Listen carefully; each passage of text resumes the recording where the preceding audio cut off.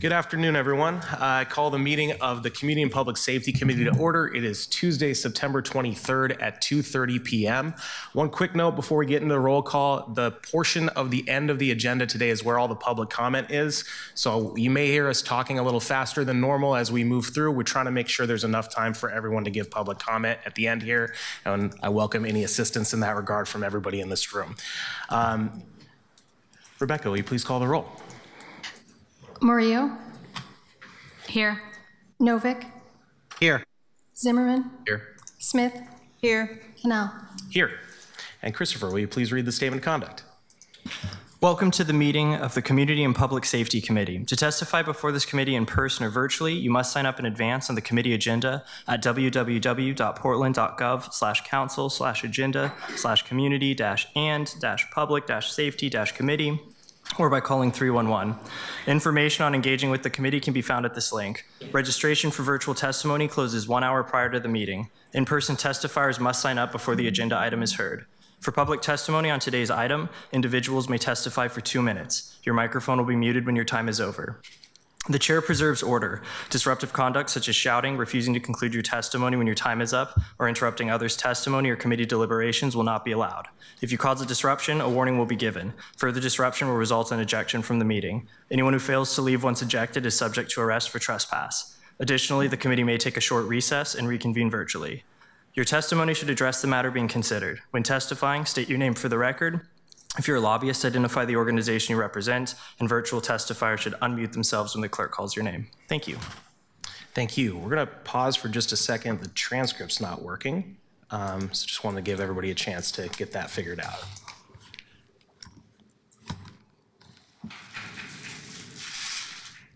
Sorry for the anticlimactic nature of that.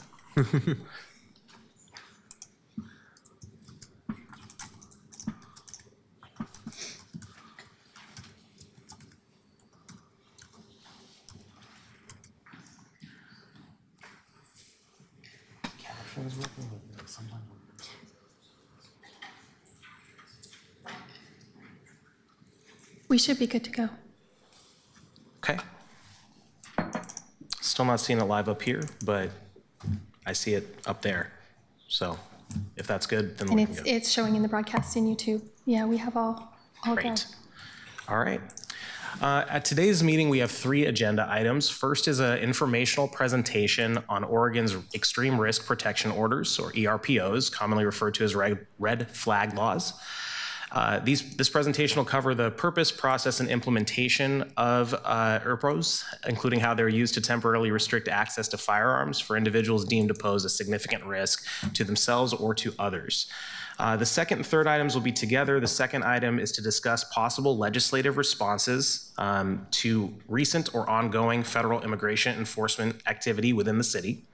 The discussion will explore options to address community concerns, clarify local policies, and consider the city's role in relation to federal immigration authorities. It is primarily focused on legislation, so that is separate from some of the other activities the city could take, and I just want to stress that in terms of what the sort of limitations are and also what the topic's going to discuss. And finally, the third item is to hear community input on those possible legislative responses to recent or ongoing federal immigration enforcement activity within the city. So just as a way of prefacing that, we recognize this is an issue of significant interest to many members of our community and appreciate time and engagement of everyone involved as we continue this conversation. And we want to make sure that we have enough time to hear as many people as possible throughout this process, while also creating a space where all voices can be heard respectfully. So to help ensure a productive and inclusive environment, I'm just going to ask once up front that we try to maintain the flow of things and the decorum so that no one voice overwhelms or silences another. You are free to use jazz hands throughout this. Nonverbal reactions are always welcome. Thumbs up or thumbs down. And that'll help us make sure that as many of our testifiers who signed up are able to as possible. We did say up front that we can only guarantee 20. I'd like to see if we can get through everyone since we're still within the 20s, I believe, today. And in terms of how many signed up. So let's see if we can. With that, I'll pass it back to Rebecca. Would you please read the first item? Item 1, Oregon's Extreme Risk Protection Orders, red flag laws. Thank you. And I'll pass it to Co-Chair Novick to speak to this. Thank you, Mr. Chairman. We're going to be hearing today from four folks. Sergeant Josh Silverman of the Portland Police Bureau, who'll be talking about how the Police Bureau is set up to handle ERPOs. Sergeant John Pemberton of the Multnomah County Sheriff's Office will talk about that office's role in serving and executing ERPOs. And then we'll be hearing from two out-of-town experts. Jake Chandler from Deschutes County will talk about how Deschutes County became a leader in the use of ERPOs, and Chelsea Parsons from Everytown to talk about national statistics and what other states have done. So I'd actually like all four of you to come up now and grab a spot. And Josh, take it away.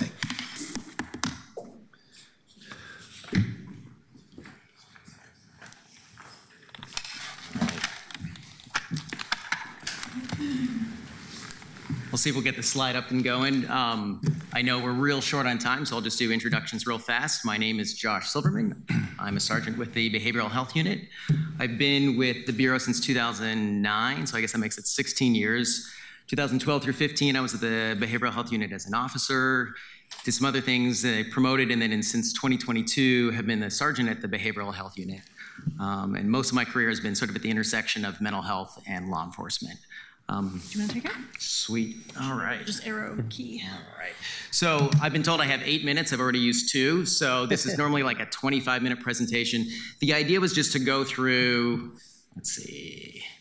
The idea is just to go through, this is taken from a portion of presentation I give community health workers to give a sense of what are ERPOs and then kind of how can we work together. So for the next 6 minutes, this is what your life is going to look like. We're going to talk about what is an ERPO, when is it a good idea, how does PPB and Multnomah County Sheriff's Office handle ERPOs, and what are the next steps? So, what is an ERPO? So as Commissioner Novak mentioned beforehand, this is Oregon's version of a red flag law. It's a court order that prohibits a person from possessing deadly weapons such as firearms for 1 year when they present a risk of suicide or causing physical injury to another person in the near future. And the reason I break this down into these 3 sections here is to, oftentimes when I'm talking to community health workers, this is contrasted with the legal criteria for civil commitment, which is a very, very high bar. And that's a discussion we're having at the state level right now, and House Bill 2005 discusses that. You can fact check me on that. So what is the level for civil commitment? What I point out for health workers is that this is actually a lower bar here. So when we're talking about taking somebody and involuntarily committing somebody, that should be a pretty high bar. For us, just taking their firearms for 1 year, maybe it should be a slightly lower bar, and that's what we're looking at here.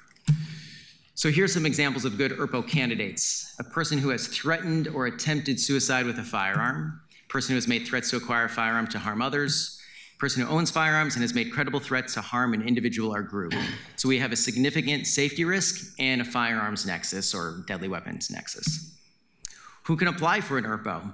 So this is pretty similar to other protection orders like restraining orders or stalking orders, with the exception of law enforcement. So we have family member, household member, intimate partner. But also importantly, and this is what's cool about the law, is that law enforcement can apply for it as well, meaning we can be the bad guy. So if you can imagine a situation where, let's say, mom's living with adult son who has significant mental health issues, maybe some suicidality, and has the gun in the home, we can be the one who petitions for the firearm to be removed, making it easier so mom doesn't have to be the bad guy in that case. Does that make sense? We get this question all the time. What about a doctor, social worker, neighbor? So no, they can't. And in fact, other states do allow for certain healthcare workers to apply for ERPOs. In our state, they cannot. So what happens functionally is that the healthcare worker will talk to me, I'll re-interview the witnesses or re-interview people, and then or one of my officers will go ahead and apply for the ERPO on their behalf. So I want to give a sense of what is the administrative burden. So how do you complete an ERPO? Well, you Google ERPO Oregon, and the first thing you'll get is this website. You find the PDF there at the bottom. You fill it out. Yes, you have to print it out. You'll maybe attach it in a Word document and write your little essay. And then you'll take it to the courthouse between 8 and noon. And then the judge will call you around 1:30 and ask you, they'll swear you in over the phone, and you'll raise your hand and go through and talk through maybe a few facts, and then they'll let you know whether it was granted or denied. So it's not a huge administrative burden, but what I would say is that does kill the whole shift for an officer. So in the past, you go to the call, you apply for this, you have to show up in person, drop off the paperwork, you have to be available for the phone call. And so that's been a bit of a problem, and I'm going to talk a little bit later about how we're trying to streamline things. So your ERPO is granted. What happens next? So members of Multnomah County Sheriff's Office Gun Dispossession Unit will go ahead and serve the paperwork. They'll educate the respondent on their responsibilities on what to do with their guns, and they'll coordinate the safekeeping of the firearms either by taking the firearms themselves or by arranging for them to be taken to a qualified third party. And Sergeant Pemberton here will discuss that process in a little bit. Yes, you have the right to contest this. You have a hearing typically 21 days out after contesting the ERPO. So what happens if you violate the ERPO? Well, what I tell folks is depending on the situation, you're either going to call 911 or the non-emergency line, and we'll deal with it depending on how severe the emergency is. It is a crime to possess firearms when subjected to an ERPO. It's a Class A misdemeanor, and we can arrest and apply for a search warrant if that makes sense. So there's some teeth to this. So let's talk about why we're trying to increase efforts, or how we're trying to increase efforts in use of this law, because I do think it's a fairly underutilized law. So the problem initially was that patrol was pretty unfamiliar with the process. It's not a thing we see pretty regularly. And then, as I mentioned beforehand, we don't have the time or resources to go through the whole day, just our entire shift to go through one ERPO. So instead, what we've done is we have now my behavioral health unit officers. They're the ones who are applying for ERPOs on behalf of the patrol officers. So what that means is they email us. They say, hey, I just responded to this call last night. It was pretty dangerous. This guy has a gun. Please do something. And then we will go through the reports, ask some follow-up questions, fill out the paperwork, and apply for the ERPOs on behalf of the patrol officer so the patrol officer can still continue to do their patrol duties. We put out a training in May of 2025. That's a screenshot of the training. And so we're starting to see an uptick in ERPOs. But us being able to process them is only one part of the effort to increase our use of ERPOs. The other piece is that we now need the community to be asking for us to do these ERPOs. So in the past, the problem would be if somebody even knew what an ERPO was and asked random patrol officer, hey, could I get an ERPO? They really didn't know, honestly, what ERPOs are. It's something we see so rarely. We were seeing probably 10 to 20 in Multnomah County in any given year. So now we know how to handle these ERPOs. Now we need healthcare workers, family members to be asking us to do these ERPOs. So I'm giving out trainings, talking to civil commitment investigators, talking to Project Respond, talking to Portland Street Response, and there's a lot of nuance to this. Like a lot of times we're talking about people in protected health situations learning about dangerousness, and organizations having to figure out when can they contact law enforcement, what is their threshold. And so it is spurring a lot of conversations that are really, really helpful. But these are also conversations that other states have had, other counties have had, and it's totally doable. Creating an information sheet. Okay, this is the email address I want to put on blast here. This is the ERPO requests at police.portlandoregon.gov. So that's not just for members of PPB to contact, but also for members of the public to contact. And it's not just a mechanical please sign me up for an ERPO. It has either me or one of my officers calling them back to discuss, does an ERPO make sense? Should we apply for it? Should you apply for it? And we'll have that discussion. These are some of the stats here. So you can see it's usually between, 15 and 20 a year. This year we've doubled it. So from January to June, we're at 20. So we're on pace to double, but admittedly a pretty small number. So pretty easy to double a small number. I'd like to see that number get quite a bit higher though. That is the email again. And I think I got us kind of close to 8 minutes. So, all right. Good afternoon, everyone. My name is John Pemberton. I'm a sergeant with the Multnomah County Sheriff's Office, and I'm the sergeant of our gun disposition unit, like Sergeant Silverman mentioned. Our goal is to go out and serve the ERPO and to gain compliance with the individual to dispossess them of their firearms. We find pretty high success in doing this, and there's several reasons why. Starting with just collaboration with the behavioral health unit. Our unit works very closely with them when there's an ERPO, and usually, most times they go with us. Which leads to another point is they already have a rapport with a lot of these folks because they are already working with them. So it goes a long ways to already have that connection with somebody, and then we just come in and explain what we're doing. They're at ease because they're familiar with the BHU officers. Communication's another thing, is we take the time to talk with the folks. We're a specialty unit, so we're not called, we don't have call-driven, we're not tied to the radio. So we have the time to talk to folks, no matter how long it takes to be successful. So that helps and goes a long ways. Another thing is just having the right folks in the units. It goes a long ways as well. Being empathetic, being patient, thoughtfulness. Just those traits go a long ways in the success and the disposition of the firearm. So they didn't say I had that much time, so it pretty much sums it up. Okay, I guess it's my turn. My name is Jake Chandler. I started my police career with the Las Vegas Metropolitan Police Department in 2007. I lateraled to the Bend Police Department in 2015, and in 2021, I was hired by the Deschutes County District Attorney's Office, where I work as the DA investigator. First, I think it's important to note why ERPOs initially got started in Deschutes County. In 2018, I was assigned to the mental health team with the Bend Police Department, and while I was on that team, Bend PD and Deschutes County Sheriff's Department both had murders within a couple months of each other. Both of these murders were mental health related, and both people were known to law enforcement due to their mental health decline. Both of these murders were very shocking to our community, the families involved, and the officers that responded to the scenes. At the time, it was very uncommon for two people to be killed in Deschutes County just a few months from each other. After these murders happened, I began looking to see if there was any way to prevent something like this from happening in the future. I stumbled upon ERPOs while searching through the internet and found that ERPO law was recently passed in Oregon. After some research, I was able to see that the Redmond Police Department was the only Central Oregon agency to apply for an ERPO at the time. That ERPO was declined by the courts. I'm not sure why that was. Because I was on the mental health team during this time, I was looped in with most of the higher risk individuals that Bend PD and other Deschutes County agencies were in contact with. I recognized that ERPOs had the potential to save lives. This included preventing people from killing themselves as well as killing other people in our community. Shortly after coming across the ERPO law and researching it, I came into contact with a person that was in a mental health crisis and had desires to kill themselves and an officer. At the time of police contact, they got into a car crash and had a deadly weapon in their possession. I believe this was the first ERPO that I filed. It went surprisingly well. After this first ERPO, I worked with my team to gain more experience with the ERPO process. We then began contacting patrol officers and asking them to forward cases that they had involved that involved a suicidal or homicidal person. We would then review those cases to determine if any of them would be appropriate for an ERPO.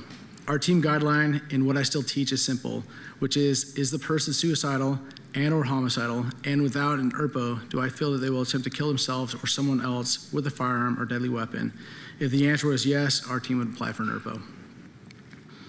Although our team were the experts in the county in filing ERPOs, it was important that for all officers in Deschutes County to know about ERPOs and the proper way to apply for them with the courts.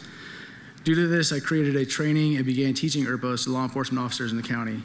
I still do this currently and get contacted frequently with ERPO questions and ideas for ERPO applications. Having a subject matter expert like the people who spoke before me is crucial for these to be successful. I've spoken to many people about ERPOs and why they are successful in Deschutes County. I have also heard of other agencies throughout the country and their successes with ERPOs. What I have found is that it often takes one officer to recognize the need and the life-saving potential for relating to ERPOs and educate other officers in their agency, which Portland Police has with Sergeant Silverman. Over the last 7 years since I started working on ERPOs, I've had many contacts with people that I filed ERPOs on. Several people that I filed an ERPO on later told me that the ERPO saved their life. I want to share one case early on where I filed an ERPO on a person who is struggling with suicidal and homicidal ideations. Due to my role with Bend PD at the time, I had frequent contact with this person. During my contacts with them, they would tell me when they were doing well. They would also tell me when they were struggling. One day, this person called telling me they were scared because they had come up with a plan to kill themselves. This person told me that they wanted to shoot themselves to end their life, but was worried that they would not be able to actually pull the trigger to complete suicide. Because of this, they shared with me their new plan. This person was very aware that police are capable of killing people. This person also had frequent contact with the police and was aware that it was common for two officers to respond to their location during their previous contacts. The person told me that they were planning to purchase a firearm, then call for assistance at the hotel they were staying at. Once officers arrived, the person would exit their hotel room and start firing at the officers. The person had no intent to harm an officer, but also knew that if they didn't fire at the officers, they would not respond with deadly force. This person also told me in preparation of their plan, they called in a welfare check on themselves to see what officers do when they arrived. I was able to confirm that there was a welfare check where the officers responded to that location. This case is very concerning to me for multiple reasons. I know that suicide by cop is very effective. I also was worried that this person would end up killing a police officer or someone else in this suicide attempt. Thankfully, this person contacted me and was very scared that they came up with this plan knowing it would be successful. Because this person was afraid of the plan they had, I actually had them testify to the courts as well. And IRPA was granted in this case, thankfully. I would just like to finish by saying this. I know that IRPA save lives. Thank you for your time. Great. Good afternoon. My name is Chelsea Parsons. I'm the Senior Director of Implementation at Everytown for Gun Safety, which is a gun violence prevention policy and advocacy organization. And so I'm just going to round us out by giving a little bit of a national perspective and then sharing some statistics about use of extremist protection orders across the state of Oregon. And just to level set and to kind of pick up where Jake left off, you know, the reason that it's so important, the reason that we're talking about this today is because extreme risk protection orders are a really important tool for prevention. This law and this protection order allows us to be preventative, allows us to respond to warning signs as opposed to only being able to react after a tragedy has occurred. And so it's a really important tool for that reason. I have a lot of research that if you're interested, I can share later, but we have a growing body of research that is showing that extreme risk protection orders are really effective, particularly when it comes to preventing firearm-related suicides. And so we have some studies here that are showing that impact at preventing suicide. 21 states and Washington, D.C. have now enacted extreme risk protection order laws. Oregon was among the first states to do so in 2018. Many states did so as a response to the shooting in Parkland, Florida in 2018. I have some data here showing use of the extreme risk protection orders across states. The best way to compare states is really to look at the rate of use. So that's the last column here to the right, looking at the number of petitions filed per 100,000 population. And what you'll see here is a really big variation in the use of this law from state to state. You'll see states like Connecticut, Florida, New York have a fairly high rate of use of this law, while other states have a much lower rate. And what we see is a variation not only from state to state, but also from jurisdiction to jurisdiction within states as well. So that's what this data here is showing. This is data we received from the state court administration just for 2024. And what you're showing here, again, if you look at the rate, is that the rate of use in Multnomah County is significantly lower than in most of the rest of the state, particularly when you look at the other higher population counties.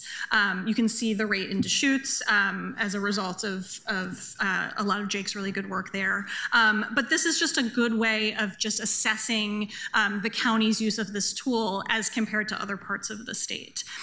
And really what accounts for the disparity in use of this law is efforts at implementation. And that's not just within Oregon, that's in other states as well. And so what we've learned by going to different jurisdictions that have used this tool much more frequently, some of the key things that are important for successful implementation of this law, ongoing training and support for law enforcement, and in particular, identifying a particular unit within the police department that will be the home for the expertise is really crucial. And so I really applaud PPB for doing that here. And again, being able to train officers over and over and over again, new recruits as well as in ongoing annual training is really important. But it's not just on the PD. It's really, you know, every stakeholder in the community who works with individuals who may be in crisis.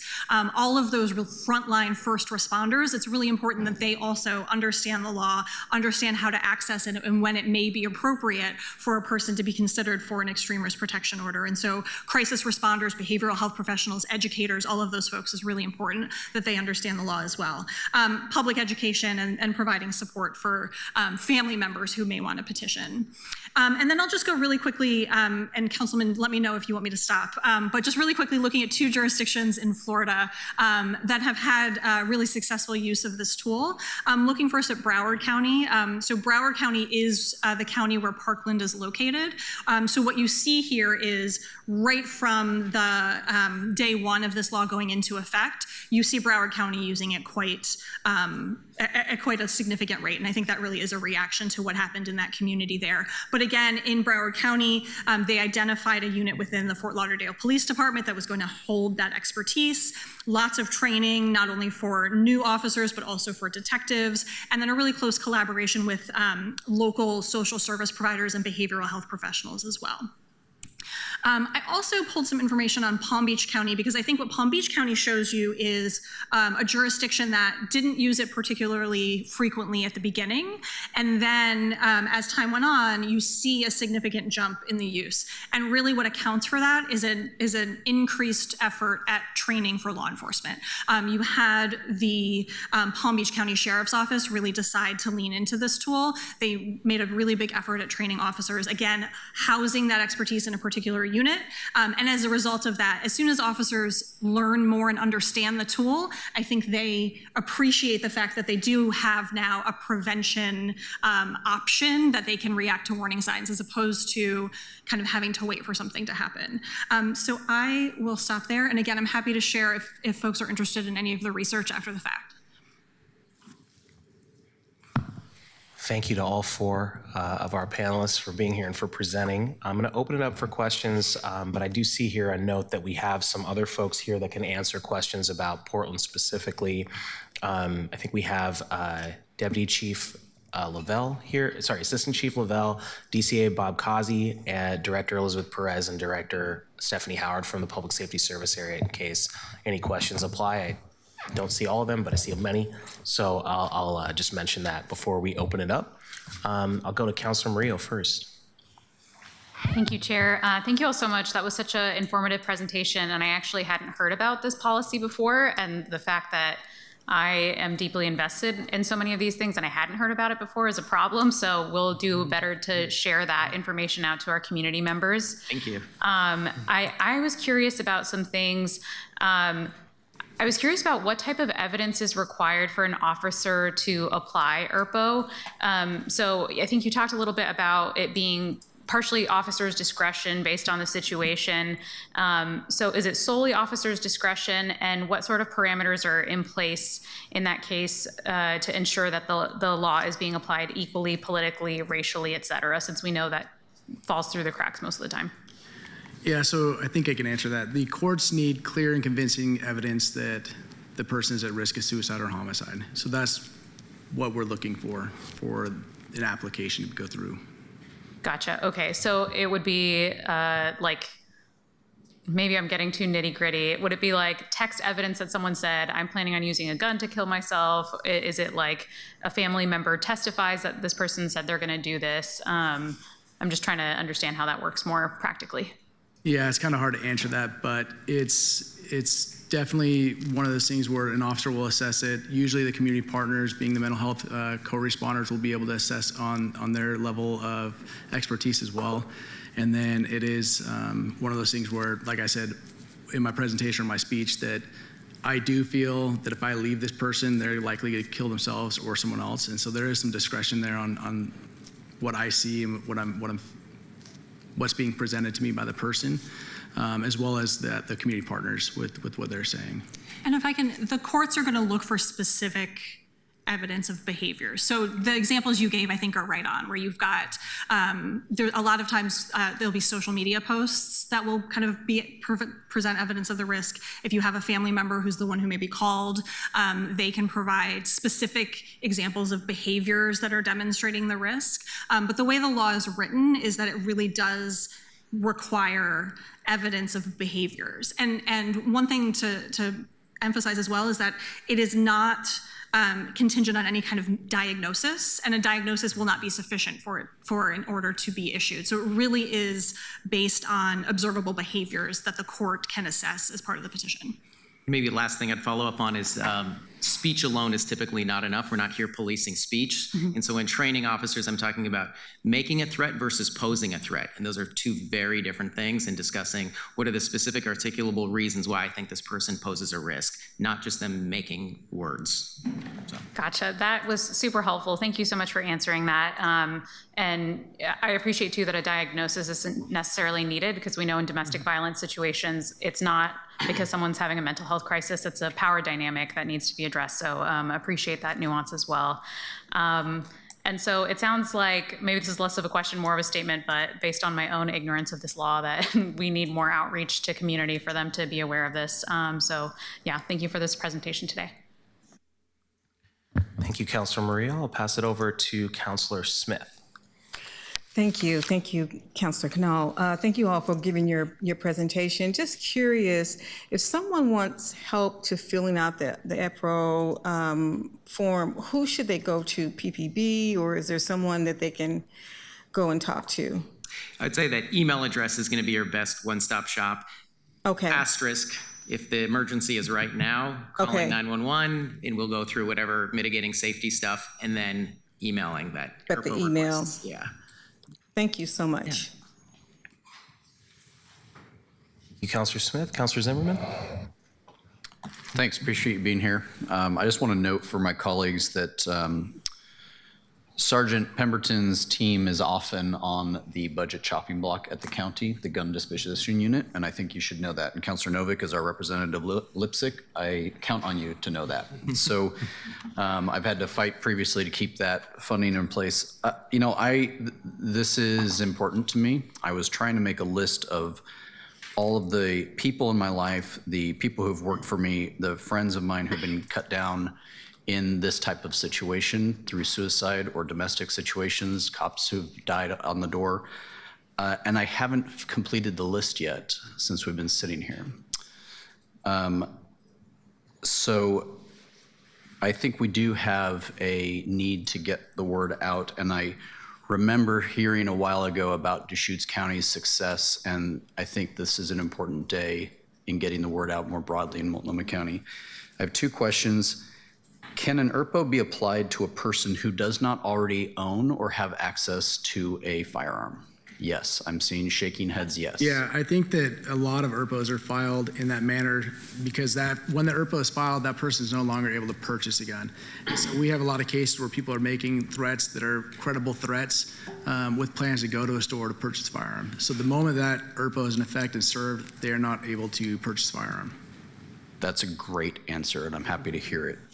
Incredibly important in delaying the moment of decision, and the moment of action, or the possibility of action, remains top of mind for me.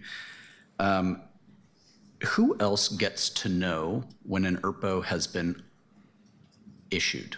And I say that as a person who employs people who use firearms, both here and in my other job.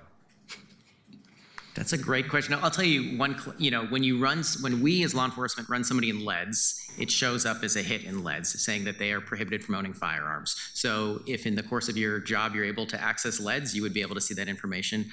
I don't know, maybe you know, are there other ways of seeing that information? I don't believe so. I mean, it's a civil protective order, so ideally only the parties that are involved in that case will have the information about that case. I think to the extent that you have concerned family members who are the ones who brought the risk to law enforcement in the first place, I would hope that the PPB would be kind of communicating with the family about what's happening with that case. But I think generally speaking, it's just the parties to the matter that will have that information. Okay. I hope that we can add that to a legislative perspective for some cleanup in the future. That if a person works in an industry that is inherently related to firearms or has access to, that employer be informed. I think that we need to change that in the law. That has to be a notification. But also, of course, the family and whoever else is involved. That's really helpful. There was one thing I want to clear up there was one statement that said suicide ideation with a gun and another that said suicide or homicide, clear and convincing evidence. Does the speech, the posing of the threat, et cetera, have to be specific about a gun, or can it be suicide related or suicide in general, but not specific about a gun and be applied? Can an ERPO be applied in that situation? Do you want me to answer it? Go for it. In Deschutes County, the way that I teach it is suicide ideation or homicidal ideation with a firearm. A lot of people live with suicidal ideations daily, and as a daily struggle. That doesn't mean they need an ERPO necessarily. So it's more of a plan with a firearm or a deadly weapon when we're filing ERPOs. Okay. Like I said, I think this is incredibly important. It's very personal to me. And of that list I've made, I'm not sure that any of them, but for one, would have likely benefited from an ERPO intervention. So that lands very powerfully with me. And thank you for being here today. Thank you, Councilor Zimmerman. Co-Chair Novick. Thank you, Mr. Chair. Councilor Zimmerman, actually, I was told by somebody, I forget who, yesterday, not Sergeant Pemberton, that his unit is often on the chopping block, which made me particularly glad that yesterday this whole group gave the same presentation at Lipsick, and there were 3 county commissioners there, so I hope that that helps. I was wondering if I could ask a question of somebody, not one of our panelists, but somebody else I see in the room. Jason Reno, is that you? Jason's with the, and could somebody make room for him in the diet? Oh, actually, there's one more chair, yeah. Joy to get called out of the audience. So, I know that in your work, you often express concern about having the police involved with mental health issues. So I was curious, what do you think about these ERPO things? This is a chance to make friends with police officers. They're absolutely necessary in this circumstance. The mental health system doesn't have the capacity to do this sorts of work, but we know now we have someone to call, and that's very valuable. And now we just need to educate our mental health community, not just people with mental illness, but also people who work in the mental health community, to make use of this. I think we can really make a dent in suicide here in Portland, and this is really a proactive, durable tool that's fairly simple and will have a great effect.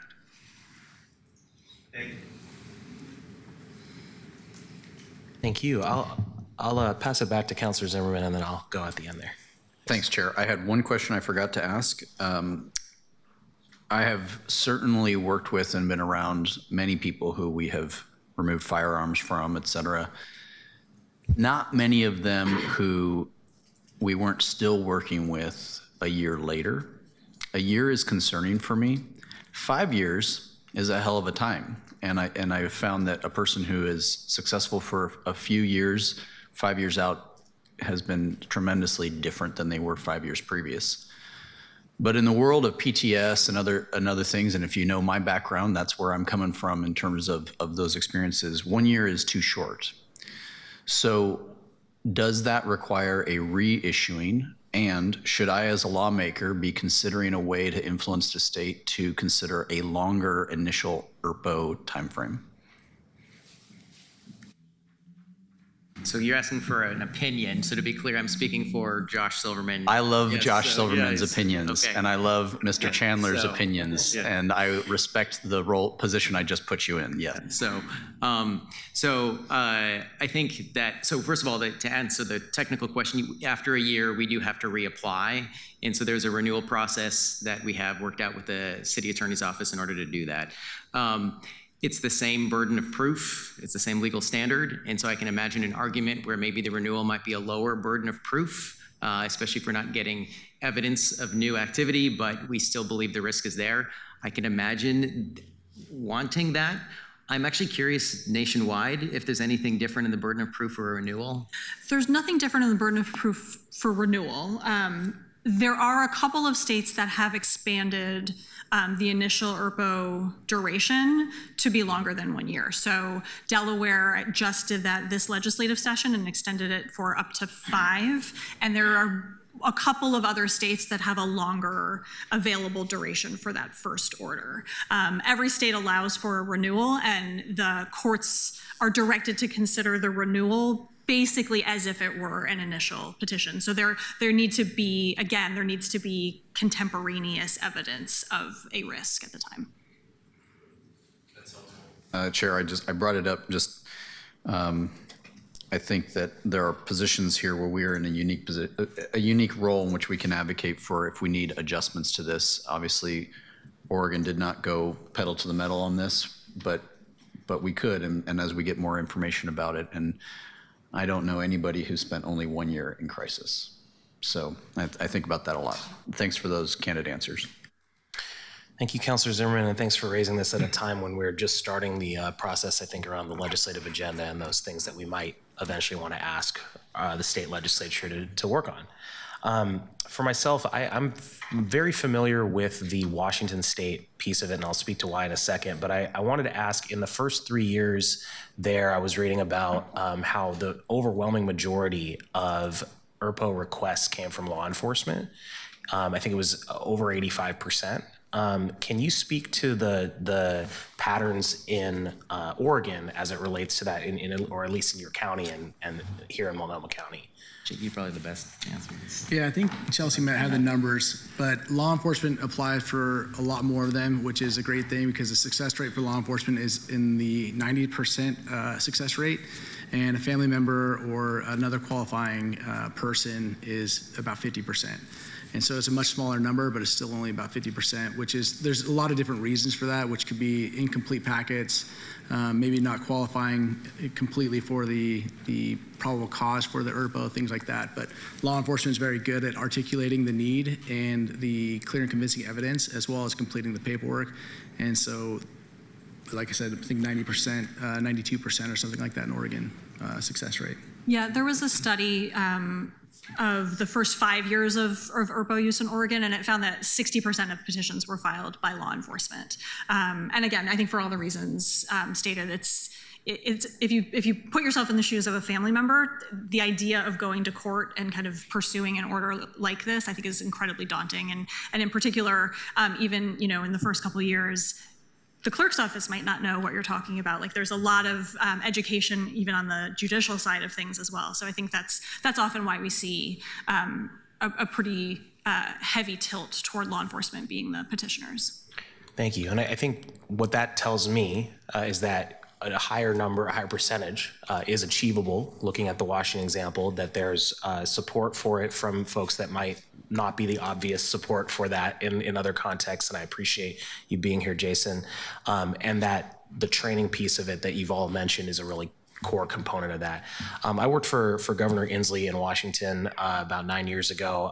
And I know that this is a passion of his and something that he worked really hard on, and I'm grateful to get a chance to shout him out. I haven't been able to yet up here, but I wanted to ask one other question, and it's primarily in the national context.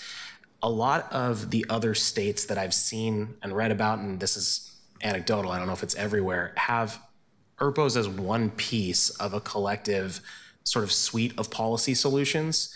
Safe storage is another example. There's a lot of things like that. Do you feel that overall context in Oregon aligns with the pattern at the state? Are we less or more prepared in terms of those supporting contextual pieces of policy? Yeah, that's an excellent point, because it's important to remember that an ERPO does one thing, and it only does one thing, which is it addresses access to firearms.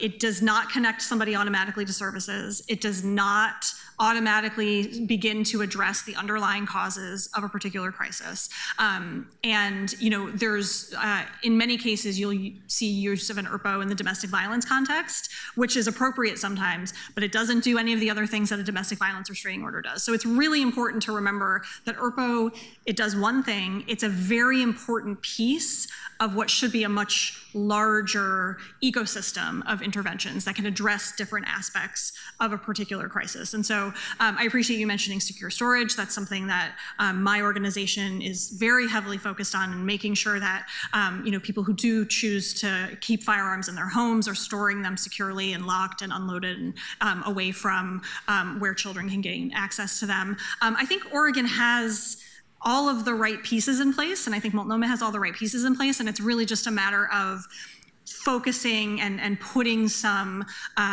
emphasis on the availability of these laws and the appropriate use of them. And again, really reaching out to the public at large, and really more specifically to those professional stakeholders who work with individuals in crisis, or the medical providers who do an annual visit with your pediatrician and can talk about, do you have guns in the home, and do you need information on how to store them securely? And I think all of those things together is really what will make these laws that have been passed at the state level really have meaning and impact in the community.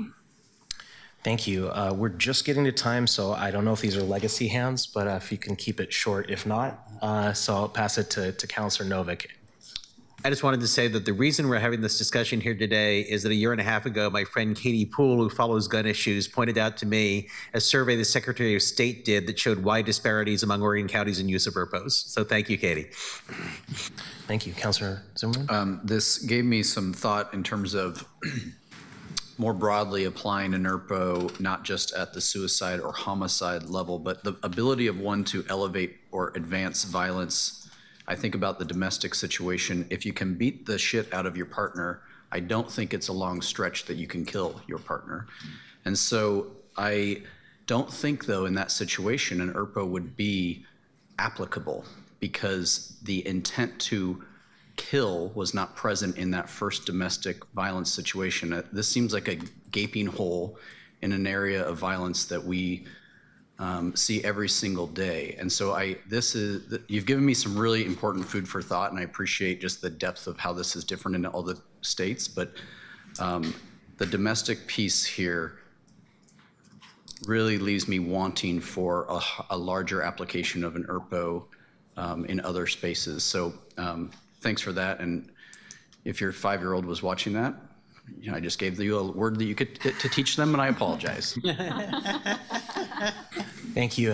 And I think one thing we can follow up on is, because I mentioned Washington, there are different standards in other states, immediate threat with a firearm, and that's state law. So thank you as well. I think we'll wrap it here. Thank you so much to everyone for being up here and for raising this issue. And thank you to Councilor Novick for ensuring that we're talking about this.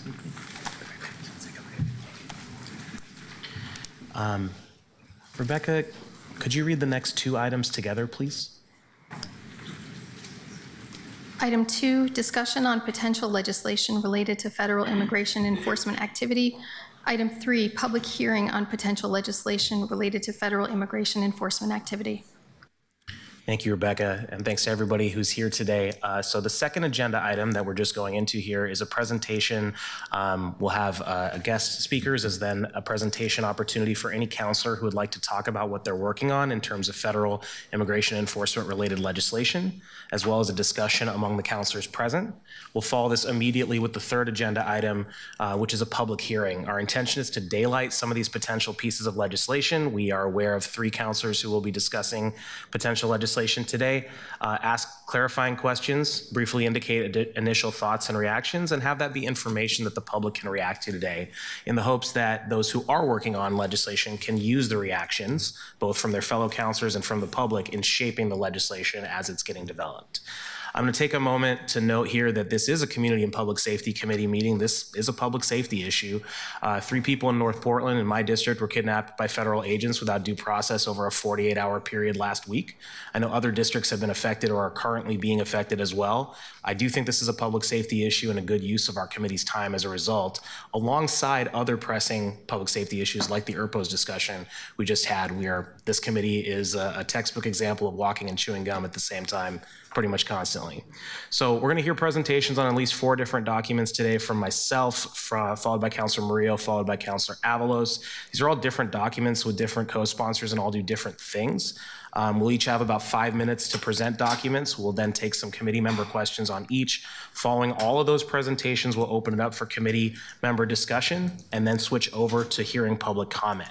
But before we get to any of that, we wanted to invite up some representatives from Latinx PDX, which is our employee resource group for Latinx employees, to kind of set the stage. And after that, I'll present and you'll see Councilor Novick will be facilitating while I'm presenting until it's Councilor Murillo's turn. So I think we have Ana Maria Perez coming up today, but as well as anyone else that you'd like to have with you, if anyone. Yes, come on down. We're calling people out of the crowd tonight like it's Price is Right, evidently, but yeah. No music, sorry. Pull up a chair. We're all together. Sorry, there was not enough chairs. But we're gonna make it work. Okay. Thank you. Okay. So hello, councilors. Thank you for inviting us to participate on today's committee panel. My name is Ana Maria Perez, and I'm a city employee and co-chair of Latinx PDX. Here sitting with me are fellow members of what we call the Latinx PDX work group, who've been collaborating with City Council on these ordinances that are being presented here today. So Latinx PDX is one of the 13 officially recognized City of Portland employee resource groups with over 200 members. In Latinx PDX, we provide professional development resources, collaborate on and host cultural events for employees, and meet regularly to build community amongst each other. Seeing our members connect with each other is one of my greatest joys of being a co-chair of this group. And even more so, I'm extremely proud that we have built a community where many of our members feel safe enough to share their personal life experiences with us. Leading up to and culminating at Election Day 2024, our members began expressing their fears about the second round of this federal administration and the hate and bigotry toward Latinx and immigrant communities. We held processing sessions where we could openly talk about our fears and support each other. We expressed fear for ourselves, our families, our community in general. We expressed fears for our grandparents walking outside and going to medical appointments. Will they be harassed? We expressed fears for ourselves or family members. Would U.S. citizenship be taken away? We expressed fears of having to relive traumatic moments from childhood, like witnessing our families being literally torn apart among screams for help. These are not new issues for us. The hate for Latinx people and immigrants may appear dormant during different federal administrations, but the reality is that this is a generational trauma that we've been carrying on our backs and in our blood, and we will continue to into the future. We are hurting, angry, and tired. Since the new federal administration took office in January, Latinx PDX has been advocating for, at a minimum, the city to acknowledge the pain and terror that Latinx and immigrant communities or immigrant employees are experiencing, and at best, protecting us as workers and people. My fellow co-chair and I, who you'll hear from during public testimony, wrote a letter to city leadership in response to the initial ICE protocols, the initial ICE protocols that employees were given and how the messaging lacked trauma-informed wording and guidance for employees who are targeted. This summer, we formed a Latinx PDX work group to continue our advocacy and push the city to do better for employees and the community we all serve. In August, the work group sent a letter to city leadership, including all members of City Council, and outlining demands of meaningful acknowledgement, preparedness plans, employee training, submitting records requests to DHS and ICE, and more. We received responses from several councilors, city bureau leadership, and a letter from the mayor. We're grateful to all city leadership and their teams who hear us and see us and take our concerns and demands seriously. Which brings us to today and why our participation on this panel. I cannot express enough gratitude for the responsiveness and care we have received from City Council, especially to Councilor Canal and his team for their ongoing collaboration and inviting us here to speak today. Even though Oregon is a sanctuary state and the City of Portland passed a resolution declaring us a sanctuary city, there is a lack of clarity on what a sanctuary status really means in practice. This is why we at Latinx PDX are deeply appreciative that this draft ordinance has detailed and will put into city code many of our demands that will positively impact the community. First, requiring city employees to be accurately and regularly trained makes everyone in our city safer. City employees work all over the city all day and all week, and having us ready and equipped to follow sanctuary law and potential code is essential to protecting community members and for protecting ourselves and our colleagues. Adding clear signage to all city buildings provides employees and the public with necessary information to distinguish where federal immigration agents can or cannot enter. Submitting regular Freedom of Information Act or FOIA requests about DHS and ICE activities shows that our city holds federal entities accountable on our streets. Regular reporting and documentation of immigration enforcement activity in our city shows the community that we care enough to simply pay attention. After thoughtful collaboration between Latinx PDX and city councilors, we're proud to support the ordinance presented here today. The City of Portland Sanctuary City Resolution in 2017 was a great start, but it is time to make real change and put these guidelines into the city code permanently. Do not wait until more people are kidnapped on our streets, or worse, killed, as we have seen in some cities across the country.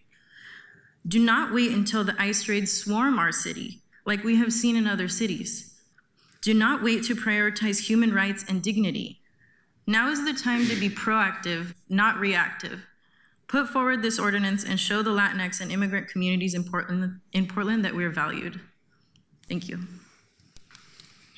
So much, and thank you for highlighting the gravity of this. For those who don't know, we have employee resource groups for city employees, and a lot of them are maybe not as well known as they could be. Shout out to Multicultural Community and Friends, which was the one I was a part of when I started working at the city 4 years ago today.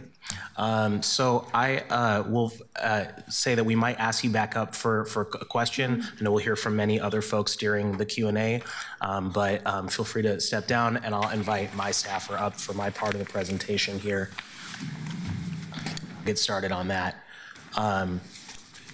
So today I'm going to focus on one ordinance, which is in the process of attorney and auditor review. So it is filed, but it is still adjustable. I'll also give a brief overview of two future proposals for ordinances. Each is a standalone document, separate from each other and separate from what you're going to hear when we later invite up Councilor Murillo, Councilor Avalos, anyone else who has anything to share. I'm joined, I have Jack Jaden from my office helping share slides here and may assist in responding to questions. So first, I want to stress these are drafts. Community members and media, you may be used to seeing from the old council fully polished documents ready to be voted on before they're ever seen by the public. Products not only of research and writing, but of negotiations with fellow councilors outside of the public's view. This is not going to be like that. These documents are not the end of a backroom deal, they're the start of a front room deal. In draft form, ready for councilor questions and feedback, and through today's discussion, welcoming in community feedback, all of which will shape the final drafts that I and my office file for councilor deliberation and hopefully eventually vote. So I want to welcome councilor input on this. It's not done perfect or anything like that yet, whether that's supportive or constructively critical. And I'll also add that since prior to this meeting, public meetings law has prevented me from asking for co-sponsorship from many of my colleagues until it's aired in public. This is also the first chance I have to ask my committee colleagues, if you like what you see, please indicate if you'd like to be a co-sponsor. I'd love, especially the codification ordinance I'm going to start with, to be a document that many councilors are a part of shaping to help unify Portland's response to the federal government. So the primary document I'm focusing on today is an ordinance on sanctuary city codification that is taking our non-binding city resolution from 2017 and elevating it to binding city law. I'll briefly mention here, though, that we are working on a second and third ordinance as well. The second ordinance would restrict mask usage and require visible identification by law enforcement and direct that the city verifies if a person claiming to be federal law enforcement is in fact federal law enforcement to prevent imposters from pretending or claiming to be ICE. And I'll note on this, we're in the process of discussing and implementing copious feedback from attorneys and the public safety service area, which includes Portland Police on this draft. So it's not filed yet because conversations are still ongoing. And I really want to thank attorneys and the PSSA for their time and their input into that process. And then the third ordinance would restrict the usage of chemical weapons within the city, including in response to folks protesting against ICE, and would establish environmental impact remediation when usage occurs. That's in an even earlier draft stage. Okay, back to the main ordinance for today, the Sanctuary City Codification Ordinance. The ordinance's current draft is posted to the website for today's conversation in full. We can screen share any part of it that anyone has questions about as well. First, I want to discuss why this matters. In 2017, City Council adopted Resolution 37277, which declared that Portland is a sanctuary city. It had no formal force of law. Resolutions are a statement of opinion. It did require that the Portland Police Bureau incorporate this into its directives, and PPB did, but no other part of the city has this requirement. Ordinances, by contrast, create law. Law has to be changed in public by City Council. The State's Sanctuary Promise Act created binding law at the state level, but the city has not done so. And by contrast, executive orders can be time-bound or revoked by future mayors without a public process. They're helpful for indicating how the city will implement a law, but they're not really designed for or sufficient for creating that binding long-term public commitment in the first place. So the key components of this ordinance are, one, elevate our sanctuary status from non-binding city resolution to city law. This will extend the requirement of not doing the work of federal immigration enforcement, which currently is primarily focused on PPB, to all city employees, facilities, and money. It will define public spaces within city buildings as compared to some that are for authorized personnel only, which helps convey information to the public and city employees about where a judicial warrant or a city badge is required to enter. It will require that the administration finds a way to ensure that all city staff know their responsibilities and are able to fulfill them. That might include revising existing trainings and establishing notification processes. And finally, it directs the city to initiate Freedom of Information or FOIA Act requests to get information about the federal government's activities in Portland. Portlanders deserve to know who is in our community and what they're doing. And I'll note here, we'll leave this up for a second. In addition to Jack, who's my senior policy advisor, has spent many hours working on this. I also want to thank the vice president's team for their input, specifically on the public-private space section, Councilor Murillo's team for their input, and the thoughtful input from community partners, in particular Latinx PDX, who did send a letter to all of us. And finally, I want to express appreciation to the City Attorney's Office and Auditor's Office for their work on this process. And note that we received some legal guidance last night that's still being incorporated into some of the word choice, so the version on the update on the website will be updated. So I'll wrap it up here and ask that, in addition, any clarification questions you might have, you indicate if you'd like to be a co-sponsor when we get to that part of the conversation. But to keep it moving, I'll pause for a second and then hand it over to Councilor Murillo to speak to her documents. Thanks. Thank you so much, Councilor Knoll. And I know how hard you worked on all of these policies and how hard your team worked and all of the research that went into it. And I would proudly co-sponsor any of these things. Thank you so much to the community for being here. Thank you so much to the Latinx PDX group. It is honestly an honor to see you guys come up here as a former city employee, just to see us represented here and to know that our shared struggle is one that we are fighting together. It meant a lot to hear your words earlier, and I'm prepared to do whatever it takes to make sure that that city code gets updated so that our employees are protected and able to protect our community members too. So thank you for being here and for pushing us and making us be better at our jobs. I have a few policies that I'm bringing forward. I don't believe they've been filed, but are going through legal review right now as well. And so they will be subject to change, but I think that it's time that we use committee spaces for more workshopping together anyways. I also want to give a big thank you before I begin to my policy advisor, Susie Doyster, because the amount of research that she has gone through to craft these policies is honestly unbelievable. And I'm just incredibly proud of my team and all of the effort and work that they have put into this, because they know it's an issue that I deeply care about, and I couldn't do anything without them. So I just have to say thank you to my team. And now I will get into the policies. The first policy that I'm bringing forward is a detention facility impact fee.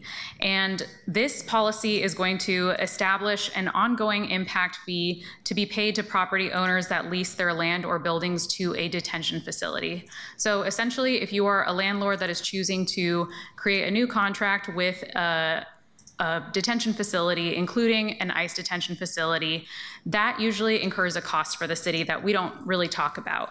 Detention facilities create ongoing substantial burdens on Portland's police, fire, transportation, and environmental services, because we constantly have to account for the fact that we have police overtime and emergency response. We have traffic control and street management.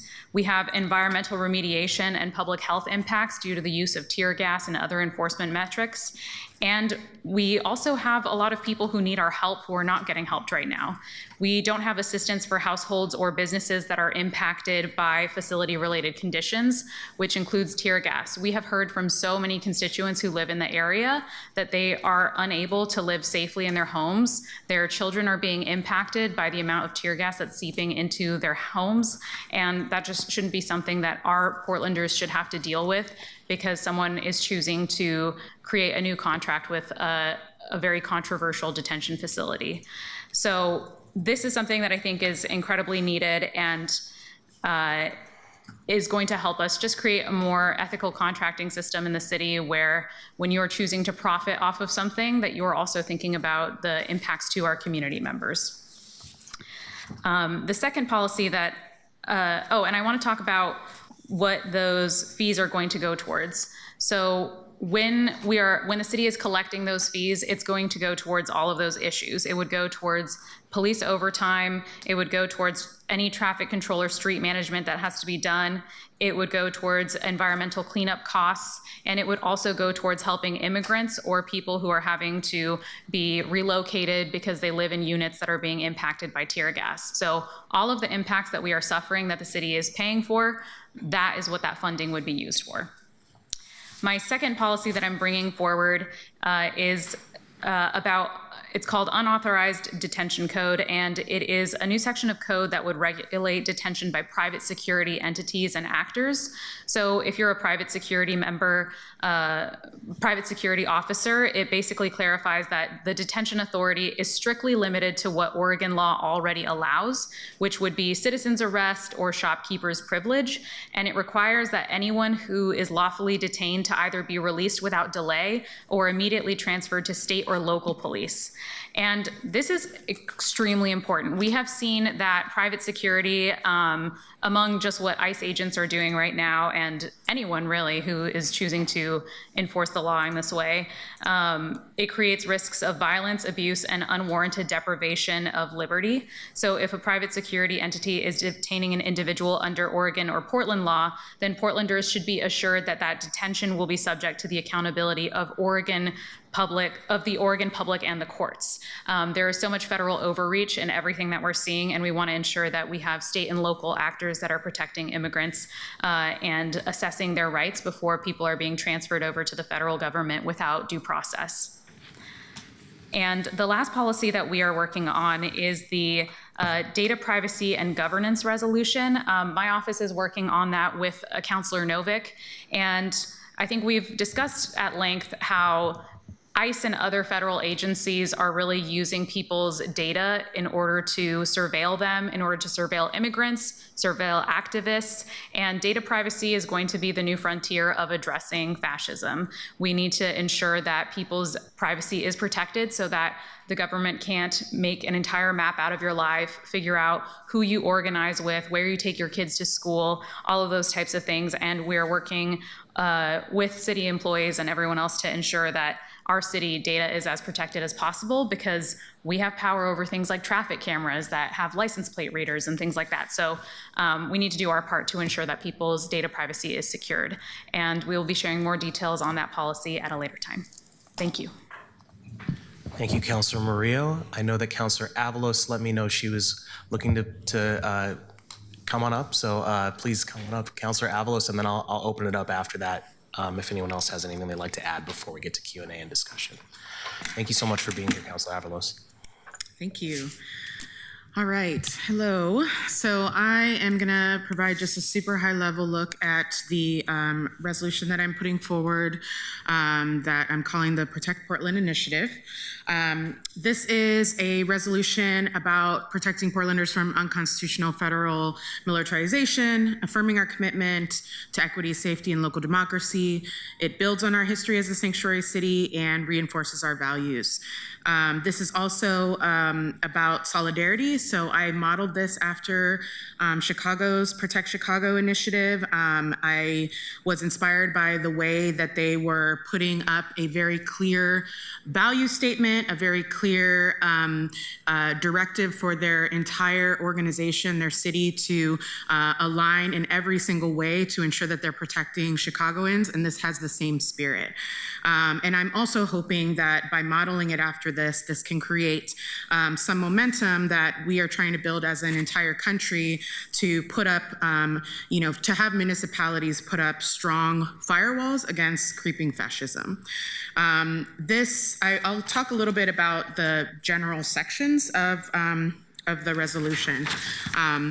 So first and foremost, it is about establishing the Protect Portland initiative. So essentially that is directing the mayor, the city bureaus, any other partners to work to safeguard Portlanders, ensure that residents know their rights. There's a component of legal There's a legal and advocacy component, so strengthening legal and advocacy tools, conducting legal research, filing FOIA requests, et cetera, et cetera. There's a component of transparency and accountability, so creating new transparency and accountability requirements, including reporting on federal activity, tracking community impacts, and launching a multilingual education campaign. There is a component of local control of policing, so reaffirming the police bureau must remain locally controlled and not deputized by federal authorities without the city's consent. There is an aspect of community, employee, and contractor protections, in particular directing bureaus to protect employees and community members from federal overreach, and extending our sanctuary policies to city contractors, requiring their compliance, training, and accountability for anyone that does business with the city. And finally, it sets up a frame for future legislative work. So it commits the council to exploring, to essentially set us up for all of the ordinances and code changes that you just heard from Councilors Canal and Murillo, aligning with these principles and ensuring that we are, as a city, taking a really vocal public stand together so that we can affirm that Portland City Council is essentially aligning all of our work in support of protecting Portlanders. So this resolution is designed to be a frame, it's designed to be directive, it's designed to complement the various code and ordinance changes and to send a clear message aligning both the legislative branch and the executive branch. So that is the summary of Protect Portland. Thank you. Thank you so much, Councilor Avalos. We'll open it up to Q&A and then discussion, but before that, does anyone else, any other councilors have anything? I saw a couple others pop in at some point during the meeting, so I want to give them that chance. All right. Anyone wishing to ask a question or start the discussion off, please raise your hand in Zoom, and we can get started. And at any point, we'll be able to move to public testimony. We will as well.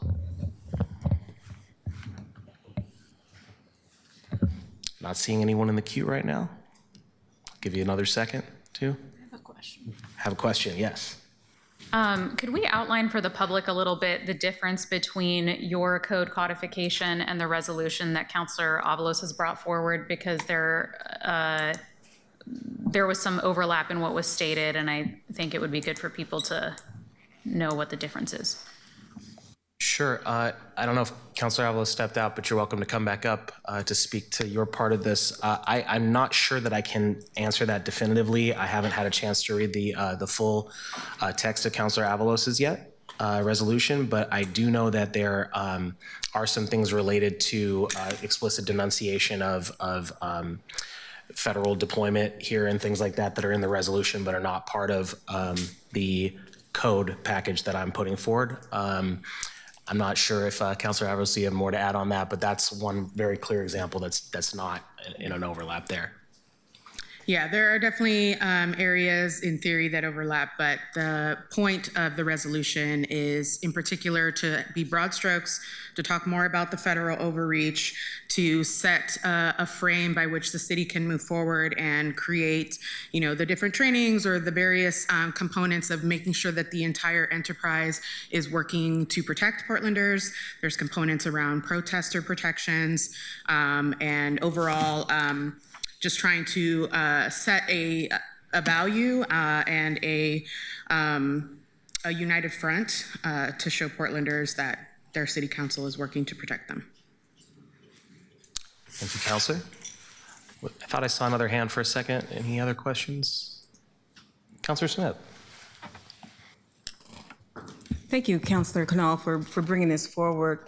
It reminds me of the Sanctuary County that I authored and passed when I was a county commissioner in 2016. It was basically to make sure that New Portlanders, refugees, undocumented folks knew that they were going to be safe if they walked into one of our county buildings, like our libraries, our health clinics, any of the county buildings, that they could feel safe, that we were not going to turn them over to ICE, and that we were not going to be the local police, the local federal police for ICE. So I think that in general, that this is a good way to reaffirm our sanctuary city. I do have a couple of concerns about Councilor Murillo's two resolutions. I want to make sure that we're not doing local government overreach by, if you're talking about private security and then you're talking about folks who rent to government agencies, which is a legal thing. Currently, we have so many buildings that are empty in downtown Portland and throughout the city. And if we start to begin to cherry pick on who and how the federal government gets to rent places, that is concerning to me. That's concerning that we may be using a little bit of local overreach, especially when a lot of these buildings, they're empty. And if we're saying that the federal government can't be their landlord, can't be a leasee, I'm concerned about that. I'm concerned about folks who may, want to go into this work and they're getting targeted for the kind of work that they're doing. So we have to be very careful about how they do that. I'm really excited about the data piece, because I think that using the data to find out where people are, electronic data, that it is wrong, it is egregious, and it's unconscionable that we would allow that to happen. So I really think that we need to figure out how to put these things together. Councilor Canal, could you tell me, are some of these things going into a big omnibus? What does that look like? How are we going to put that together, or are these going to go individually? I'm not quite sure. I'll pass it to Councilor Murillo first, and then I'll answer that. Okay. Yeah, I would just like the opportunity to respond to some of your concerns with the policies. And I understand that we might not get to the same place on all of them, and that's okay. I want to emphasize that the detention fee does not prohibit any landlord from renting out to a federal contractor who wants to rent out for a detention facility. It is simply a fee. I would also like to point out that if we were to use, say, ICE as the example, even though this applies to all detention facilities, that they now have billions of dollars, which means that these landlords could do what they regularly do to the rest of us and pass off those fees to their contractor. But I think that when we are facing such an extreme level of federal overreach, where we are having federal agents come, they are superseding our local laws, our local officers, they are disappearing our neighbors, then we do have a responsibility to act boldly in ways that we haven't had to act before. These are unprecedented times, and we have to do unprecedented things. And so I would say that there are lots of different and more productive ways to lease out your empty building in the city of Portland. I think landlords could be housing providers. They could do all sorts of things that bring value to our city that are not creating detention facilities that create a high cost for the city of Portland, especially in a time when we are facing such critical budget deficits. Thank you. Thank you, Councilor Murillo. I'll answer the councilor's question around omnibus possibilities. At this moment, what we've been working off of is sort of the drafting guidance, which says that each ordinance should be about a singular topic. I know there's options to theoretically combine things over time, and I'm certainly open to that. At this moment, we're kind of keeping each idea separate while we understand, both because there's different folks to talk to, different lawyers, sometimes within the city attorney's office who are advising on it. And so just trying to make sure that we're developing a full idea, bring it eventually. Right now, this is not a formal committee consideration, Right. but bring it forward as individual ideas. And then if and when it's possible, I'm more than open to that. And to welcoming in more leadership in it, including from yourself, because I know you've worked on this. No, I agree. I had a mask resolution that I sent to you a few weeks ago. And that mask resolution would make all law enforcement take off their masks and identify who they are and where they're coming from. Because until we know that, it's really hard to say who's coming and kidnapping folks, and we need to know who they are and where they are. There's a couple things. If I am wrong about this, I want to make sure that our attorneys, because I know they've been looking at it for a few weeks now, I need them to tell me, are we discriminating against certain property owners by attaching a specific fee? Because you could say that about these teen clubs, that you're going to start attaching fees to that because there's a lot of trash outside after they leave. So I don't want us to get so petty about these things, but I want us to do some things that really are going to change the landscape of how we deal with the feds. I do agree with you, Councilor Murillo. We have to do some unprecedented things in this unprecedented times, but we have to make sure that two wrongs don't make one right. And we have to do it in the right way, because we will be charged with the things that we do wrong. There is no accountability on the federal level. I do agree. I think we need to do a better job of highlighting those things and making sure people know what's out there. I am so sorry that there were some people in your district that were kidnapped last week, and that's very troubling to me. And the other issue is, once we get further legal and financial analysis, that would be great. And I believe that the proposed ordinance has great intent, but we need to figure out how the impacts are going to be put on the city of Portland. And is that going to cost us additional dollars to implement? And what that looks like if we're going to if we have to train all of our 26 bureaus, what that looks like, what is the cost to that as well. But I think that right now we do need to do some drastic things for some of the very drastic actions that the federal government has produced in the city of Portland. It's not right. Thank you, Councilor Smith. Councilor Murray, I'll let you respond. Thank you. Sorry, we're just having a back and forth, you and I over here. I appreciate those concerns, and that maybe, I think what you're getting at is the concern that this could become a regular thing that we do all the time. And I guess what I would say is that is already the status quo under land use, because we have different costs for predictable use. So for example, for an airport, they sometimes pay more for noise abatement. Bars often have different costs because of things like what you described. So that's actually already the status quo. And these detention facilities end up costing us so much in police overtime, environmental cleanup, all of these costs that are incurred by the city when we have to address what they do in our community. So I think that As a result of protesting, is that what you're saying? I would say as a result of having a facility that is so controversial and usually doing such harmful things in our community that the community feels the need to show up. And protest. Because, sure, people aren't protesting your local bar though, right? Because the bar is probably not doing anything that egregious.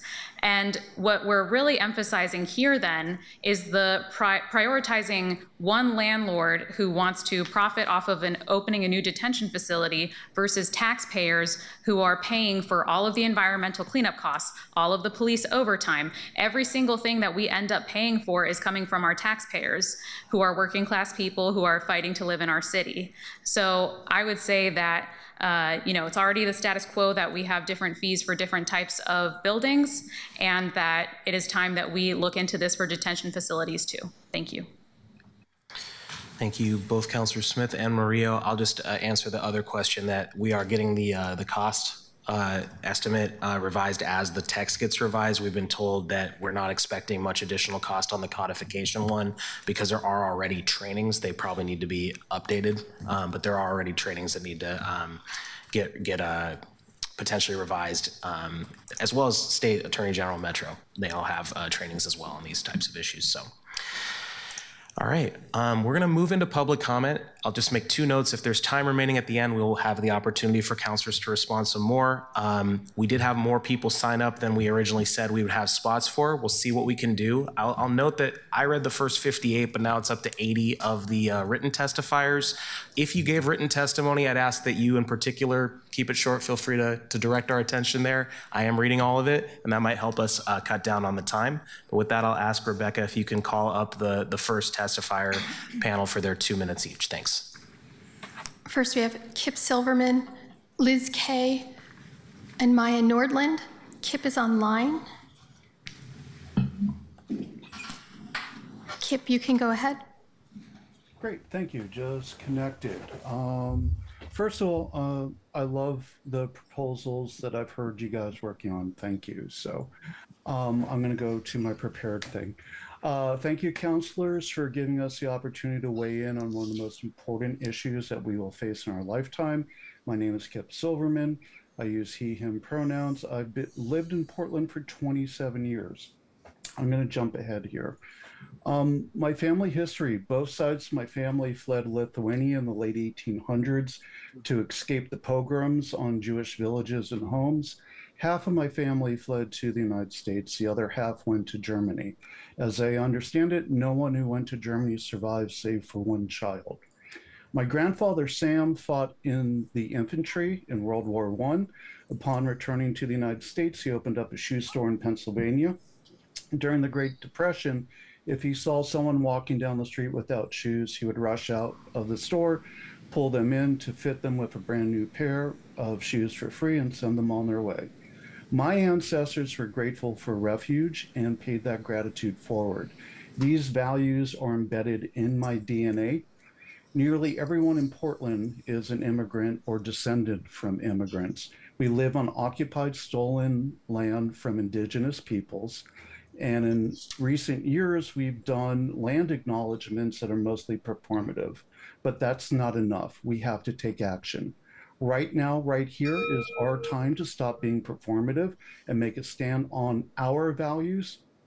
2 fathers have been snatched from my neighborhood, plus a 3rd person while waiting for the kids to get out of school in the past week.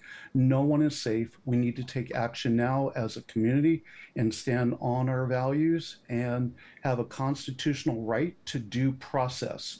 I urge all of us, city council, mayor, police chief, sheriff, rest of our community to stand together on these issues.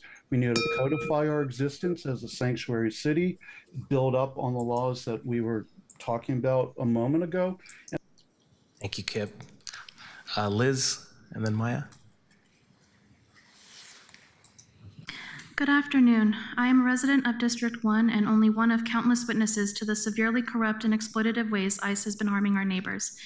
This nation's immigration system preys upon our neighborhoods, spreading fear and traumatizing families of all backgrounds. The cruel irony is those who support ICE claim they make our neighborhoods safe from criminals, even as ICE conceals their identities while committing damning crimes against constitutional laws and human rights. When ICE violates the rights and freedoms of our neighbors, they declare open season on the rights and freedoms of all of us. For this reason, I appreciate all the time and labor that went into making our city's sanctuary laws more concrete. However, one key point I would like to challenge the City Council on, the annual report of exemptions to sanctuary law. This is too much time afforded to PPB and would only serve to impede justice when PPB inevitably breaks the law. I urge City Council to consider mandating a monthly report instead and ensure sanctuary violations are strictly enforced, so we are being just as diligent in holding our law enforcement officers accountable. The history of this city has demonstrated to us that police will collaborate with ICE if given the choice. A monthly report should hopefully discourage our own cops from notoriously breaking laws they claim to uphold. Thank you again for your work in codifying our sanctuary status. Please don't let this be the last time you work to strengthen sanctuary policies. There's a lot more work to be done. Hi, my name is Maya. I am a resident of District 3, so thank you, Councilor Novick and Councilor Murillo. Kidnapping members of our community is bad. I don't really think that should be controversial. ICE is doing that every day here in Portland. I moved here roughly 3 years ago because I believed in what this city represented, both in terms of diversity and focus on its community.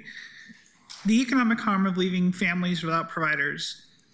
These are people who provide food, who provide shelter for our community, for their family members. My girlfriend's father works doing delivery apps, doing film work in our city. The recent racial profiling approval by the Supreme Court puts him at risk. He's been here longer than I have. He's a full citizen of the United States, but now that protection is being stripped away from him. My girlfriend is afraid to go out. She's afraid because we have armed gangs of masked thugs roaming our streets who won't identify themselves. I'm here to testify in support of unmasking them. I'm here to testify in support of doing something to stop them polluting our city, and to speak out for people who, aren't necessarily safe to come here, and say we should have a city that's safe for them, a city that supports everyone who lives here, and keep us safe. Thank you for your time. Thank you. Rebecca, can you call up the next three? Maria Hernandez, Rachel Sanchez, and Myrna Ortiz.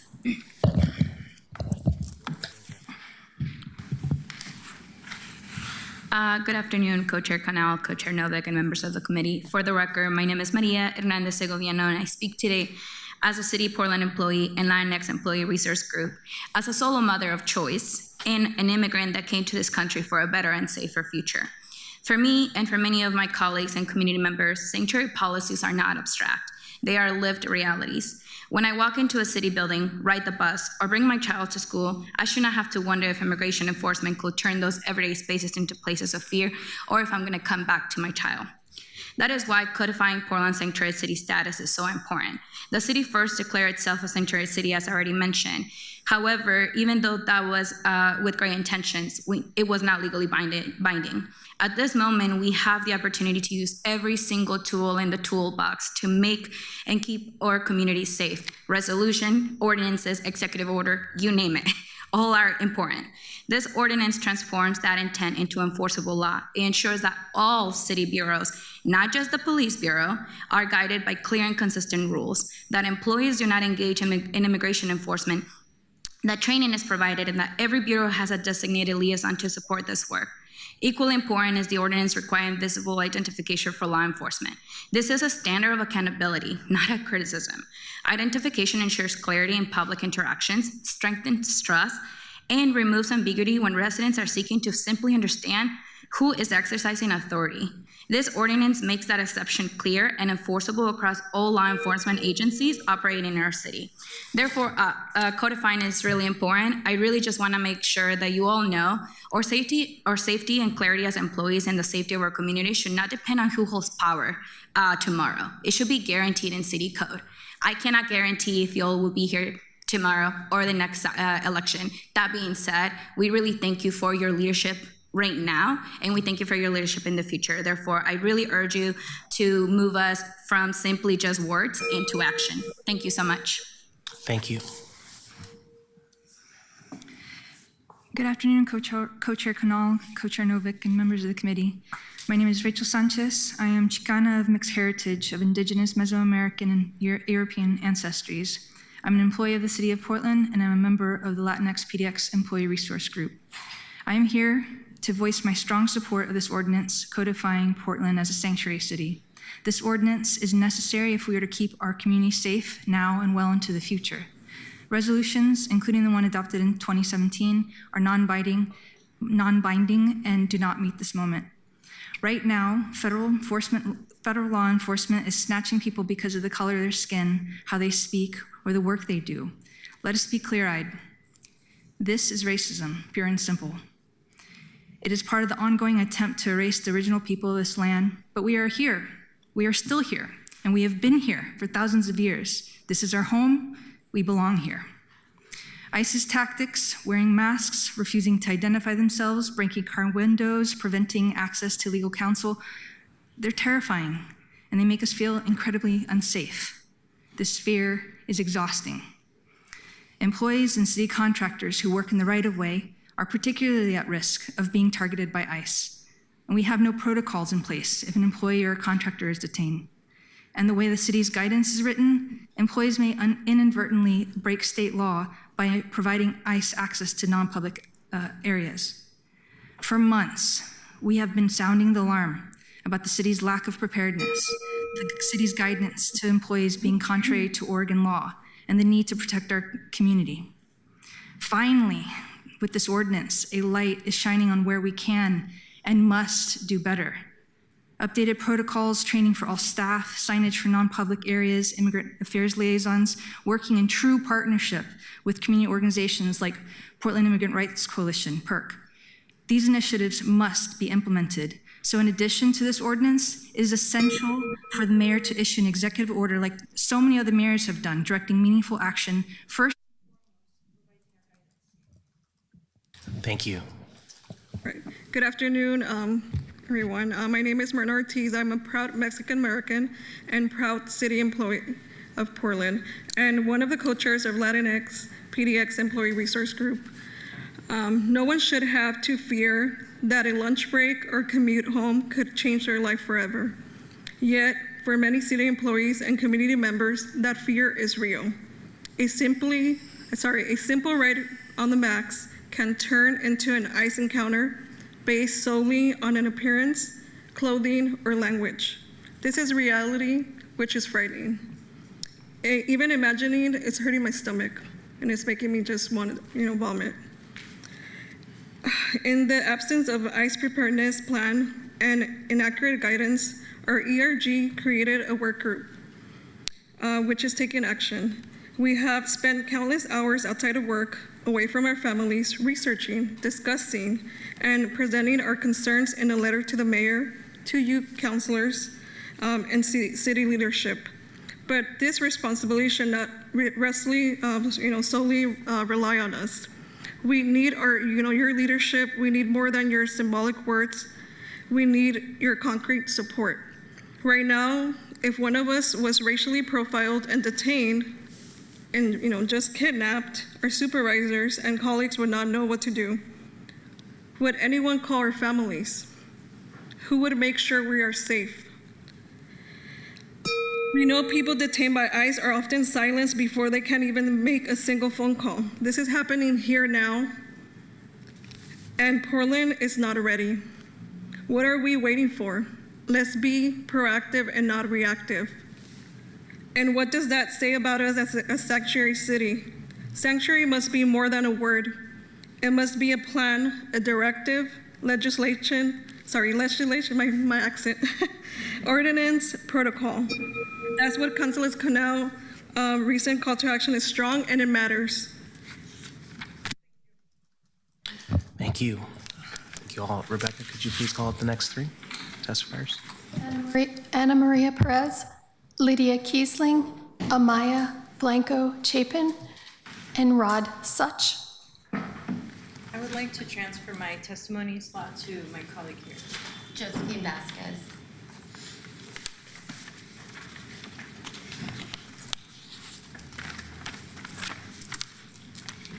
Good afternoon, councilors. My name is Amaya Blanco Chapin, and I am here today as a member of the Latinx PDX Employee Resource Group. I am here to testify in support of proposed legislation that would protect Latinx and immigrant communities from racist federal immigration policies. Earlier this summer, I testified in front of this committee in my own capacity to bring attention to the racially discriminatory federal immigration enforcement that was taking place at the time in my home state of California.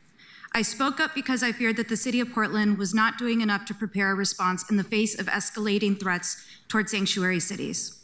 Since then, the U.S. Supreme Court has ruled that ICE can detain individuals based simply on the color of their skin, the language they speak, and the work they do.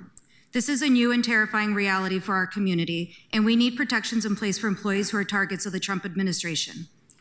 Members of the Latinx PDX work group have heard directly from many employees living with daily fear, trauma, and frustration. We need city officials to prioritize policies and provide resources to ensure their employees feel safe. We need clear guidance and mandatory trainings that empower our employees and reminds them that they do still have rights, despite what the Trump administration tells us.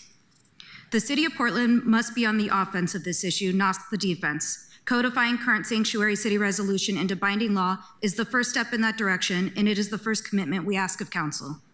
Resolutions sound nice, but they are not legally enforceable law. They do not provide the legal protections in court that Portland residents deserve when faced with threats from a fascist regime. Latinx PDX will continue to show up and advocate for these necessary protections on behalf of our community until they are met. Lastly, I want to take a moment to thank Councilor Canal and his dedicated team for providing us a space to be heard.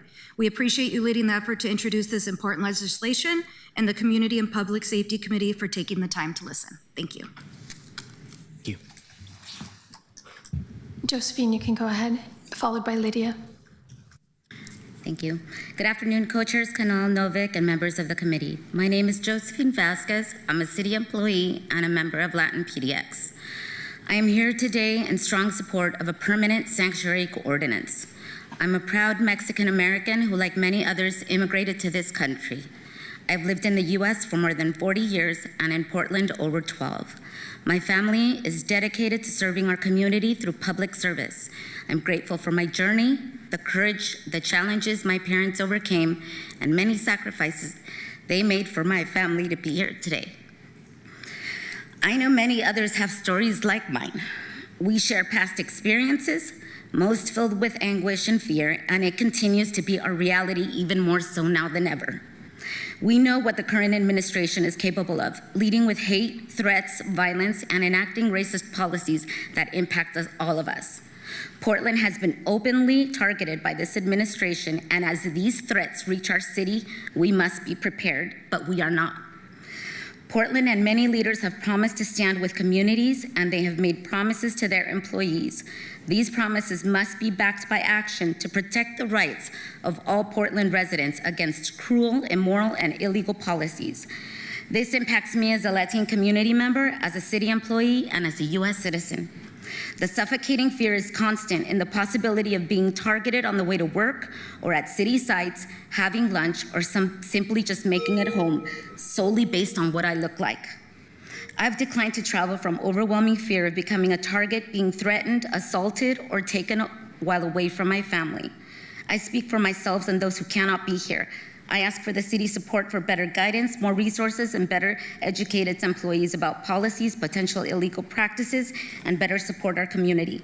It is important to recognize the warning signs of hatred and violence and be a reminder of the devastating consequences they leave behind. Thank you for your time and efforts in moving this forward. Thank you. Lydia? Go ahead. Hello, my name is Lydia Kiesling, and I'm a resident of District 3. I'm also one of the co-chairs of the Palestine Solidarity and BDS Working Group of the Portland chapter of DSA. I want to thank the City Council members who are thinking about how to better insulate our city and all of its residents, particularly the most vulnerable, from the depredations of a fascist federal government. I'm here today to ask that the city considers all sanctuary legislation in the context of the nationwide struggle to end America's role in the genocide underway in Gaza. Palestinian liberation is not a faraway foreign policy issue. Many prominent cases of federal kidnapping and abuse have involved immigrant students and workers whose due process has been trampled due to their participation in protected acts of expression, from writing op-eds to participating in peaceful protests. The cases of Mahmoud Khalil, Rumeysa Öztürk, and others have attracted media attention, but thousands of visas have been revoked, including in our state and city. At PSU, our city's flagship public institution, there are community members who are at risk of federal detention and deportation. People who are in the U.S. on visas, as well as green card holders, are particularly vulnerable, but naturalized citizens are also a stated target. People engaged in protest are at the front lines of a major test of freedom that thus far many public and private institutions have failed. We have watched administrations, including at PSU, capitulate to the federal government at the expense of vulnerable students, faculty, and staff. We have also seen companies like Google comply with ICE to hand over protesters' data in ways that threaten every single person in this country. Protesters are the vanguard of movements that often feel contested or controversial until the moment when they begin to feel inevitable. In the future, the struggle to end U.S. complicity in genocide will be something that many institutions pretend they always supported. In this moment, do not let these institutions abdicate their responsibility to protect the privacy and safety of their community members, whether they are students, workers, or customers. I urge our City Council to ensure that all institutions receiving public dollars or enjoying the benefits of doing business in our city are proactively honoring our sanctuary policies, both in letter and in spirit. Codifying and enforcing these policies is a crucial first step and a crucial part of the fight against fascism. Thank you. Thank you, Lydia. Rod, you're up next.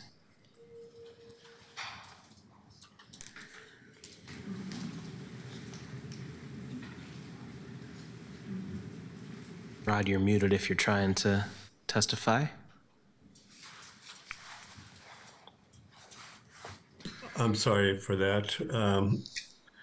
My name is Rod Such, and I live in District 3. I am here to testify in support of the Sanctuary City Codification Ordinance, and I want to thank Councilor Canal who introduced this measure. When we are threatened with fascism and racism, as we are today with the Trump administration, it is vital to transform policy into law.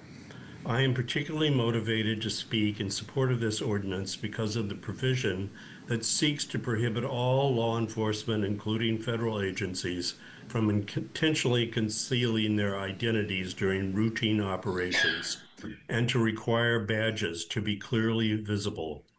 When I first saw the arrest of an international college student living here on a legitimate student visa by masked ICE agents who abducted her for writing an op-ed supporting the rights of the Palestinian people, I realized that we were in the first stages of fascism, arrested for free speech without being informed who was arresting her, without being able to identify her abductors.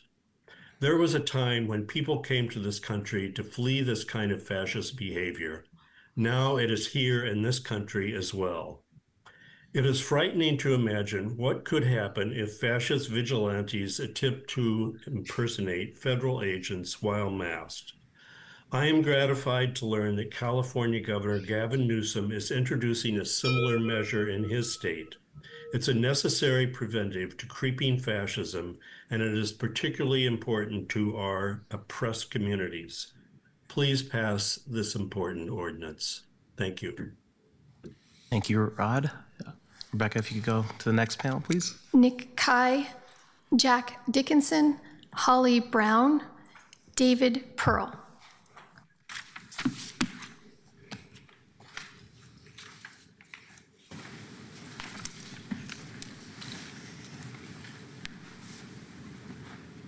Can I go? Nick can go ahead. Hi, my name is Nick. I live in North Portland. I'm a constituent of District 2. Last week, 2 immigrant fathers in my neighborhood were taken. I live in Portsmouth. They were kidnapped by ICE on their way to work. Our community is shaken. Many of us gathered afterwards feeling helpless, but also determined not to watch quietly while the world slides toward authoritarianism. I have a friend who I met through mutual aid work, and she is undocumented. She's afraid to go to the grocery store or to take her daughter to school or her after-school activities, so I drive her now. Because no parent should have to choose between feeding their family or risking separation from their children. If ICE agents confront me, I will not comply. And I know many Portlanders in my neighborhood feel the same. The ordinance that Councilor Canal has brought up applies to city workers. I think that that's great. I think it should go further. I think it should affirm that no Portlander needs to comply with ICE. When ICE asks us or demands that we roll down our windows and we refuse, they should not be allowed to smash them and to drag people out of the cars as they did with one of the fathers who was taken. True sanctuary means safety in every part of your daily life, not just when you enter a city building. It's sanctuary in schools, churches, hospitals, grocery stores, every essential thing that we need. Post offices, community centers. No one should live in fear of being torn from their family simply by leaving home. That is sanctuary. And finally, I urge you to also consider how federal police endanger our city. I am a trained legal observer with the National Lawyers Guild. I have witnessed violent interactions at the hands of federal agents at the ICE Processing Center on McAdams. They commonly deploy chemical weapons on protesters carrying nothing more than cardboard. Thank you. Tear gas is banned. Thank you so much with the go on. Jack? Think about that. My name for the record is Jack Dickinson. I've decided to center my testimony today on two areas. The first is voicing support for various policies that have been discussed. Councilor Canal, I support your initiative to codify sanctuary policies into law. Prior to this year, sanctuary policies sort of felt like the equivalent of a company changing their logo to a rainbow during June. We no longer live in a world where that can be justified as sufficient. Last week, California enacted legislation on masked law enforcement. I fully support a similar policy here. Masked federal agents erode public trust, allow for easy impersonation of officers, and contribute to the cult of unaccountability that is letting ICE commit unspeakable evil upon fellow humans. In a similar vein, I would also like to see action taken on the dozens of vehicles that go in and out of the McAdam facility each day with no license plates. If any of you are interested in discussing this further, I would love to talk about it. The community has knowledge of these vehicles, which should allow for action to be taken without requiring significant police resources. Now, I also feel the need to talk about the larger picture of what is happening to sanctuary jurisdictions in this country. The federal government is declaring war on us. LA, DC, Chicago, and make no mistake, Portland is about to join that list. We cannot ignore the unique role that Portland plays in the right-wing propaganda machine, the city that Antifa burned to the ground. Mayor Wilson can cancel DEI initiatives all he wants. The Trump administration is still going to crack down here because they were always going to crack down here. A reminder that Trump's renewed focus on us is because he saw a Fox News segment where A, they used old footage from 2020, and B, he thought the tear gas that DHS has been launching was protesters setting off smoke bombs. One way to view our current predicament is as a prisoner's dilemma. Every sanctuary jurisdiction can choose to fight or choose to fold, and the payoff matrix would say everyone selfishly should fold. But where our situation differs from a prisoner's dilemma is that we can see how other places choose to act. We can see California and Chicago choosing to fight. Thank you. Good afternoon, Council. My name is David Pearl. I live in District 1. What we are facing at the South Waterfront ICE facility is a federal agency acting against its people, purposefully escalating protest activity, targeting minority protesters, and acting with a strong propensity towards violence against the people they are meant to serve. Let's call ICE what they are, a terrorist organization designed not to punish those who obeyed the law, but to frighten the rest into submission.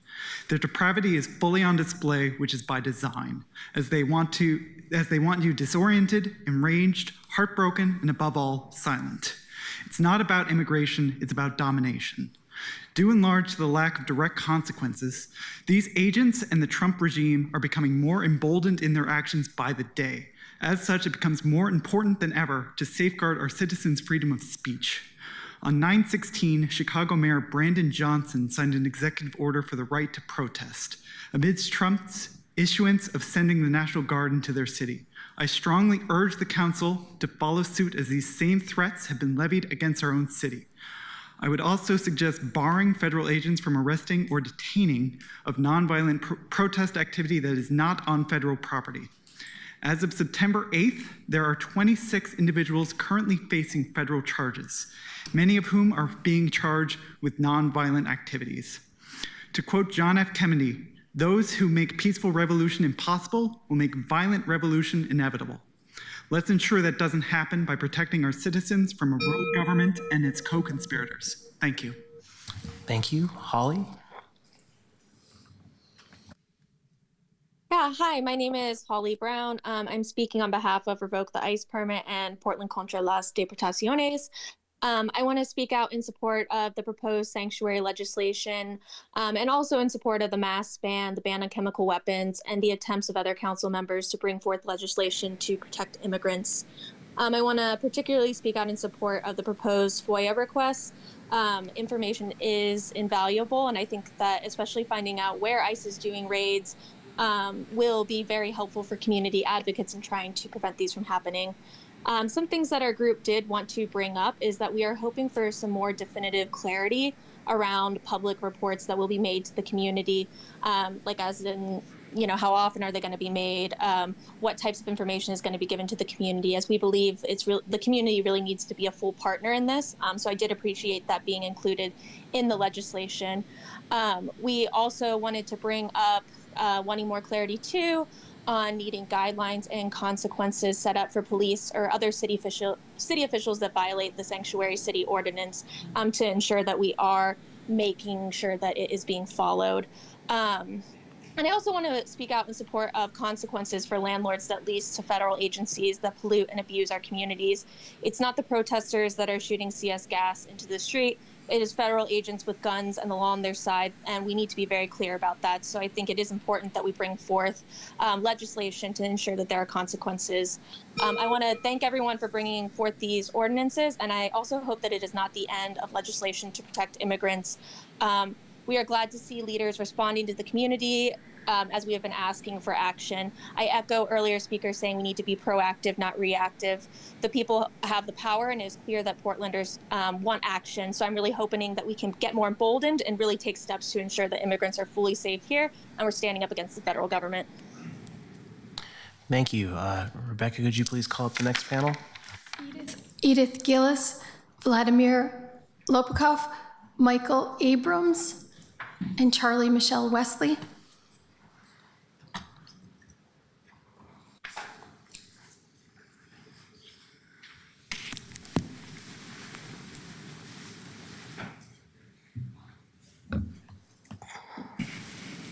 I don't see Edith online yet, but so please feel free to go ahead while others might come up.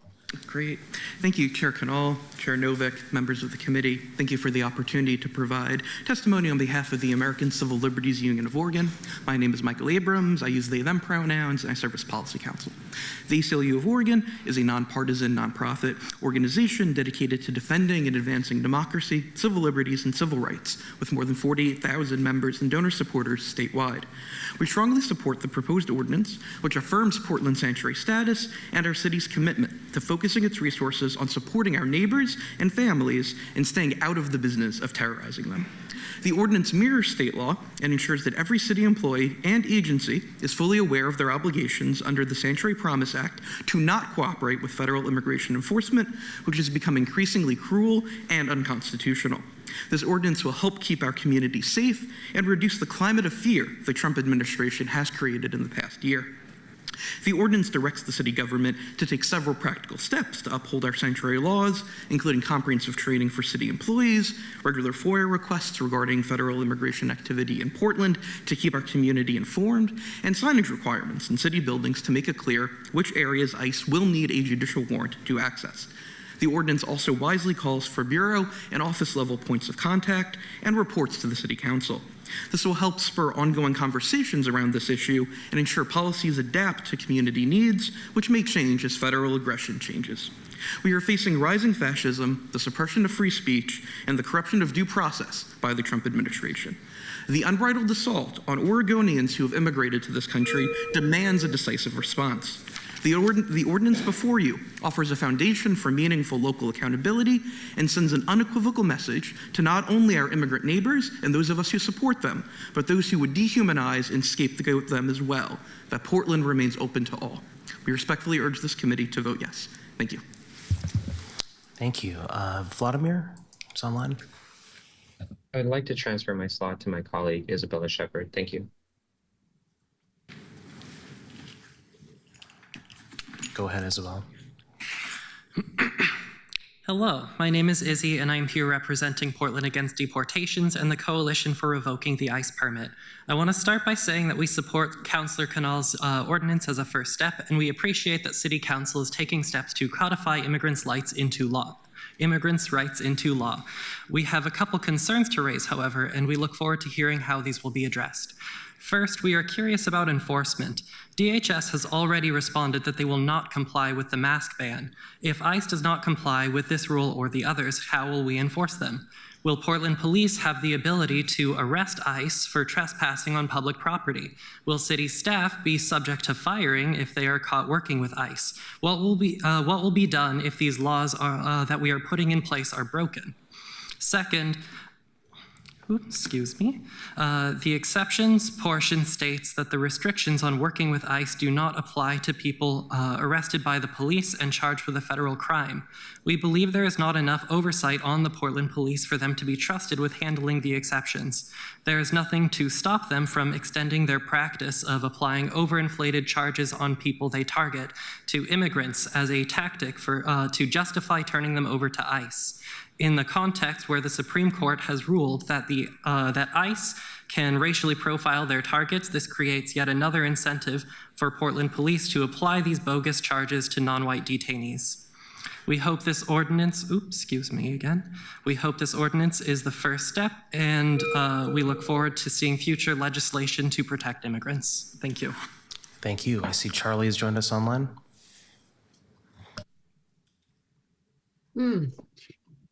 So hi, I am Charlie Michelle Wesley, Northwest Tribal member of our land, now called Oregon. I profusely thank you, Councillor Canal, for your announcement to codify protection of all Portlanders from ICE, especially to point out, and I quote, our city sanctuary status should be more than just intentions. Your entire announcement is basic humanitarian decency. Hayumasi. Don't allow the city to ignore or deny seeing racism without addressing it. Honor our first core city value of anti-racism, anti-oppression, and your commitment to protect our immigrant communities.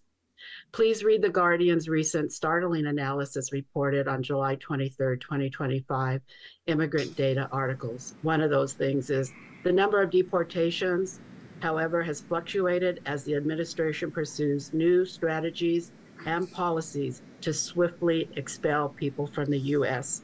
to countries that are not their home or country. And I would add, this is their home. And where is the due process? But we don't need statistics to know this is also egregiously wrong. And it's obviously traumatizing. And this administration is systemically targeting brown-skinned people.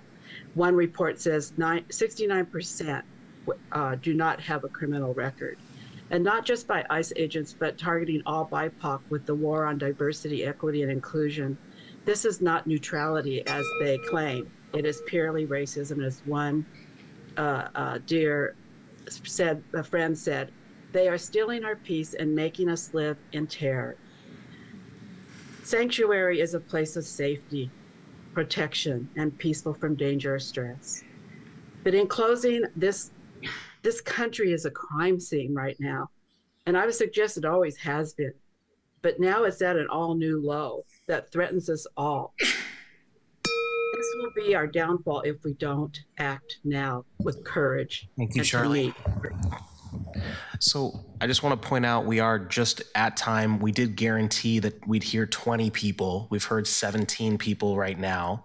So if it's okay with colleagues to have at least 3, and then we can talk again, more folks, I'll ask if Rebecca can call out the next 3, if that's okay with everyone.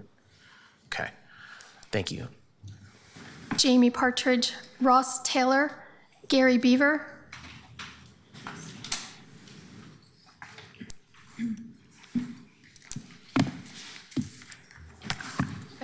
Benjamin Gilbert is online. Go ahead. Ross, you can go ahead. City councilors, other folks who are here, my name is Ross Taylor. I'm a member of the organization Surge PDX, showing up for racial justice. In terms of this ordinance, it seems to me that this is the minimum that should be done, absolutely.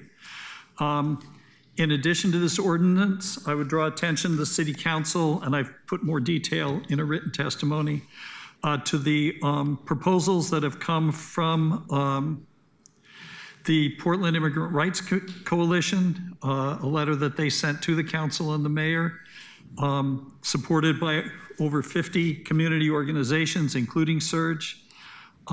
Summary of these recommendations: creating a work group to monitor the interactions between federal officers and Portland Police, developing a staff preparedness plan, making sure that Know Your Rights information and the hotline number for ICE actions is publicly available in city facilities, carry out investigation of ICE violations at the McAdam facility, a number of other investigations that need to happen, stop sweeping the protesters at the McAdam facility, and clean up the toxic contamination of the neighborhood around the McAdam facility and try to get the feds to pay for it. There's also a couple of exceptions in the current proposal that I think are were mentioned before and are kind of big. One is the exception for providing ICE with information available to the public. I think basically it should be the same as if anyone else is asking for information. If it looks like the person is trying to commit a crime with that information, it should be slow walked or reported to the authorities. And the Part A about laws, that they have an arrest warrant. Right now, illegal entry and illegal re-entry are crimes, so many undocumented people would be falling through that hole, and I think that needs to be looked at if there's anything can be done about it. Thank you very much. Thank you. Are Jamie or Gary here? Okay, we'll go to Ben Gilbert, and that'll be, I think we'll have one more after that.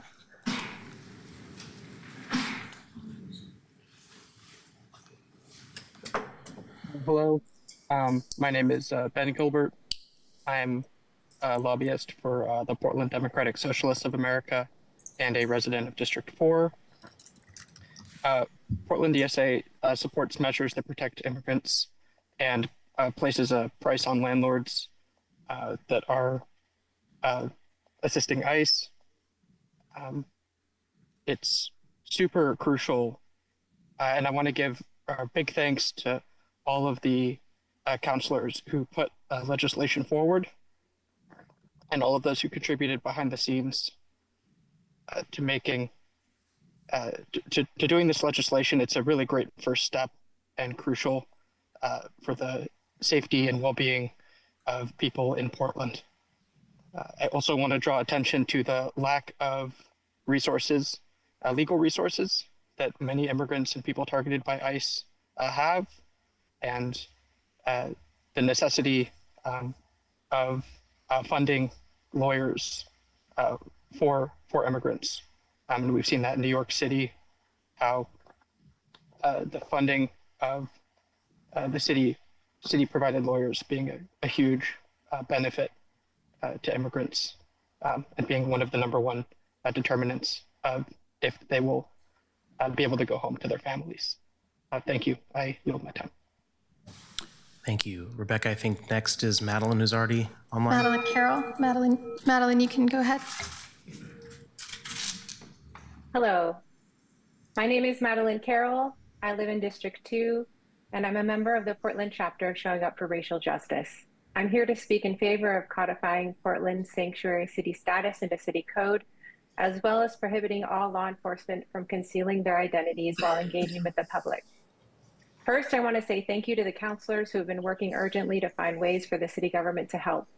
I and a huge number of Portlanders want to do anything we can as a community to defend against this push for mass deportation by our federal government and to support the people left behind when their loved ones are taken. We want to live in a safe place that celebrates and defends the people who live, work, and visit here. ICE has no accountability to us. They come in unmarked vehicles, wearing masks and sometimes civilian clothing, and violently abduct people. Throughout the US, ICE has abducted, imprisoned, and deported people based on their race, religion, the languages they speak, their country of origin, and to punish them for saying things the Trump administration doesn't like. Undocumented people, documented people, visa and green card holders, and US citizens alike. These are the actions of an authoritarian government, and this is only the beginning. Mass deportations have been opening acts for many genocides throughout history, and mass resistance is the only appropriate response. Please do everything you can to protect the Portland community, push back against authoritarianism, and expel ICE from our city. Thank you for your time and attention. Thank you, Madeline. Support staff have let us know they can stay another 7 minutes. So if it's all right with everybody, I would ask for 4 more names, if that's okay. Sorry, Rebecca, I know I put you on the spot there. Next, we have Jordan Lewis, Dan Kaufman, Aaron Schmautz, and Chris Lowe. And after that, we will have to cut it, so I apologize to everyone else. We'll make sure that if you do submit written testimony, I commit to reading it, and I'm sure our colleagues will as well. Hello? Can you hear me? We can. You can go ahead, Jordan. Hello, City Council. My name is Jordan Lewis. I'm a D4 resident and a member of Portland DSA, Democratic Socialists of America, living in the Goose Hollow neighborhood. I'm testifying today to call attention to the insanity that's happening on our streets. And I want to thank Councilors Murillo, Canal, and Novick for taking the lead on this crucial legislation. I use the word insanity with intent because it is insane what our community has to live with. People are getting racially profiled and abducted by anonymous thugs in broad daylight. This is not normal. If I, Jordan Lewis, the white guy, the US citizen, were abducted by an anonymous gang, there would be a K2 News article within the hour. Land and sea would change to save God's favorite white boy. And yet, we're seeing parents snatched away from their children at court dates, out of their cars. This has happened multiple times, and it just fades into the 24-hour news cycle. It's unconscionable. It makes me sick. Thank you for all the work that you've done, and I want to support every measure proposed by council with the caveat that we do have to go further. Portland DSA supports measures that protect immigrants and rightly charge landlords for profiting off of ICE crimes. I yield the rest of my time. Thank you. Go ahead, Chris.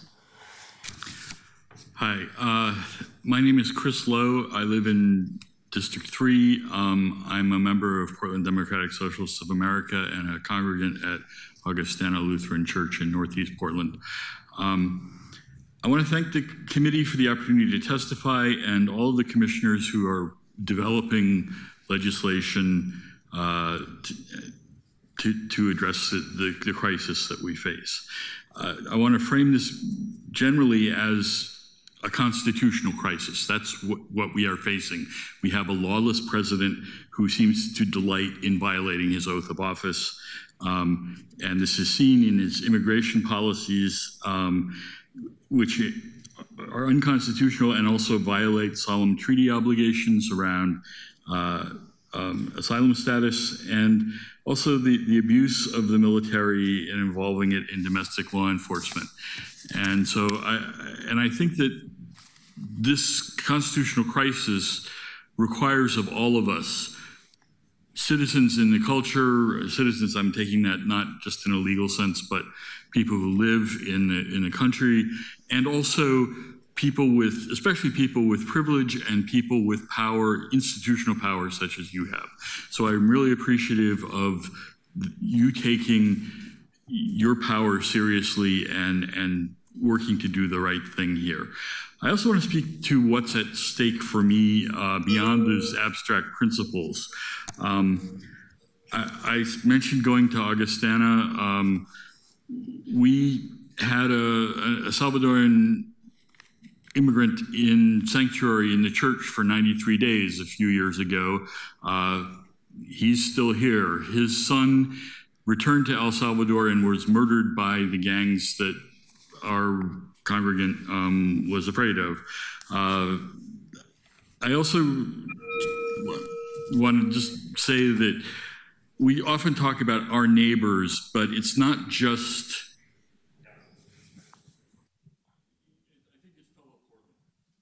Thank you, Chris. I see Dan online.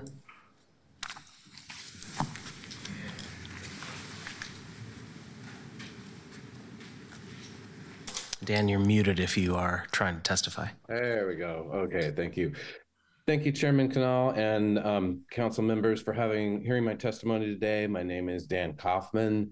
I use he, they pronouns, and I am in support of proposals. And I just want to back up a little bit. There's a lot of people talking about the law, like changing laws, the laws in general. And I would just like us to acknowledge the fact that that all of our laws are predicated on violence at some point, or the threat of. And so, you know, knowing that, we have a police force, in this, you know, a battalion of people who supply the violence necessary to enforce the laws, which in the society we want to enforce, sometimes at great cost to human life and liberty, and to the coffers of the city as we pay out millions and millions of dollars for the errors and their unaccountability often. People are concerned that if we pass certain laws, we may be in violation, that the city may be open for lawsuit. And I would argue that our police force opens us up for lawsuit constantly. It is time for the city council to rein in our police force and to have oversight over them. I know that we've been working on that, and I ask that you continue to do that, because of all these things that we're talking about, if we do not have a police force that we regulate, then they will be working against us, and they are oftentimes. So time to rein in our police and start thinking about how are you going to do that, because currently I don't believe council has that control right now. Thank you for hearing me. Have a great day. Thank you, Dan.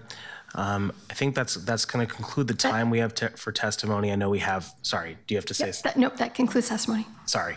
I know there were 3 people who couldn't be here and 3 people who are not called. I apologize, and I commit to hearing from you. If you'd like to reach out to my office, I'm very happy to hear from you as well.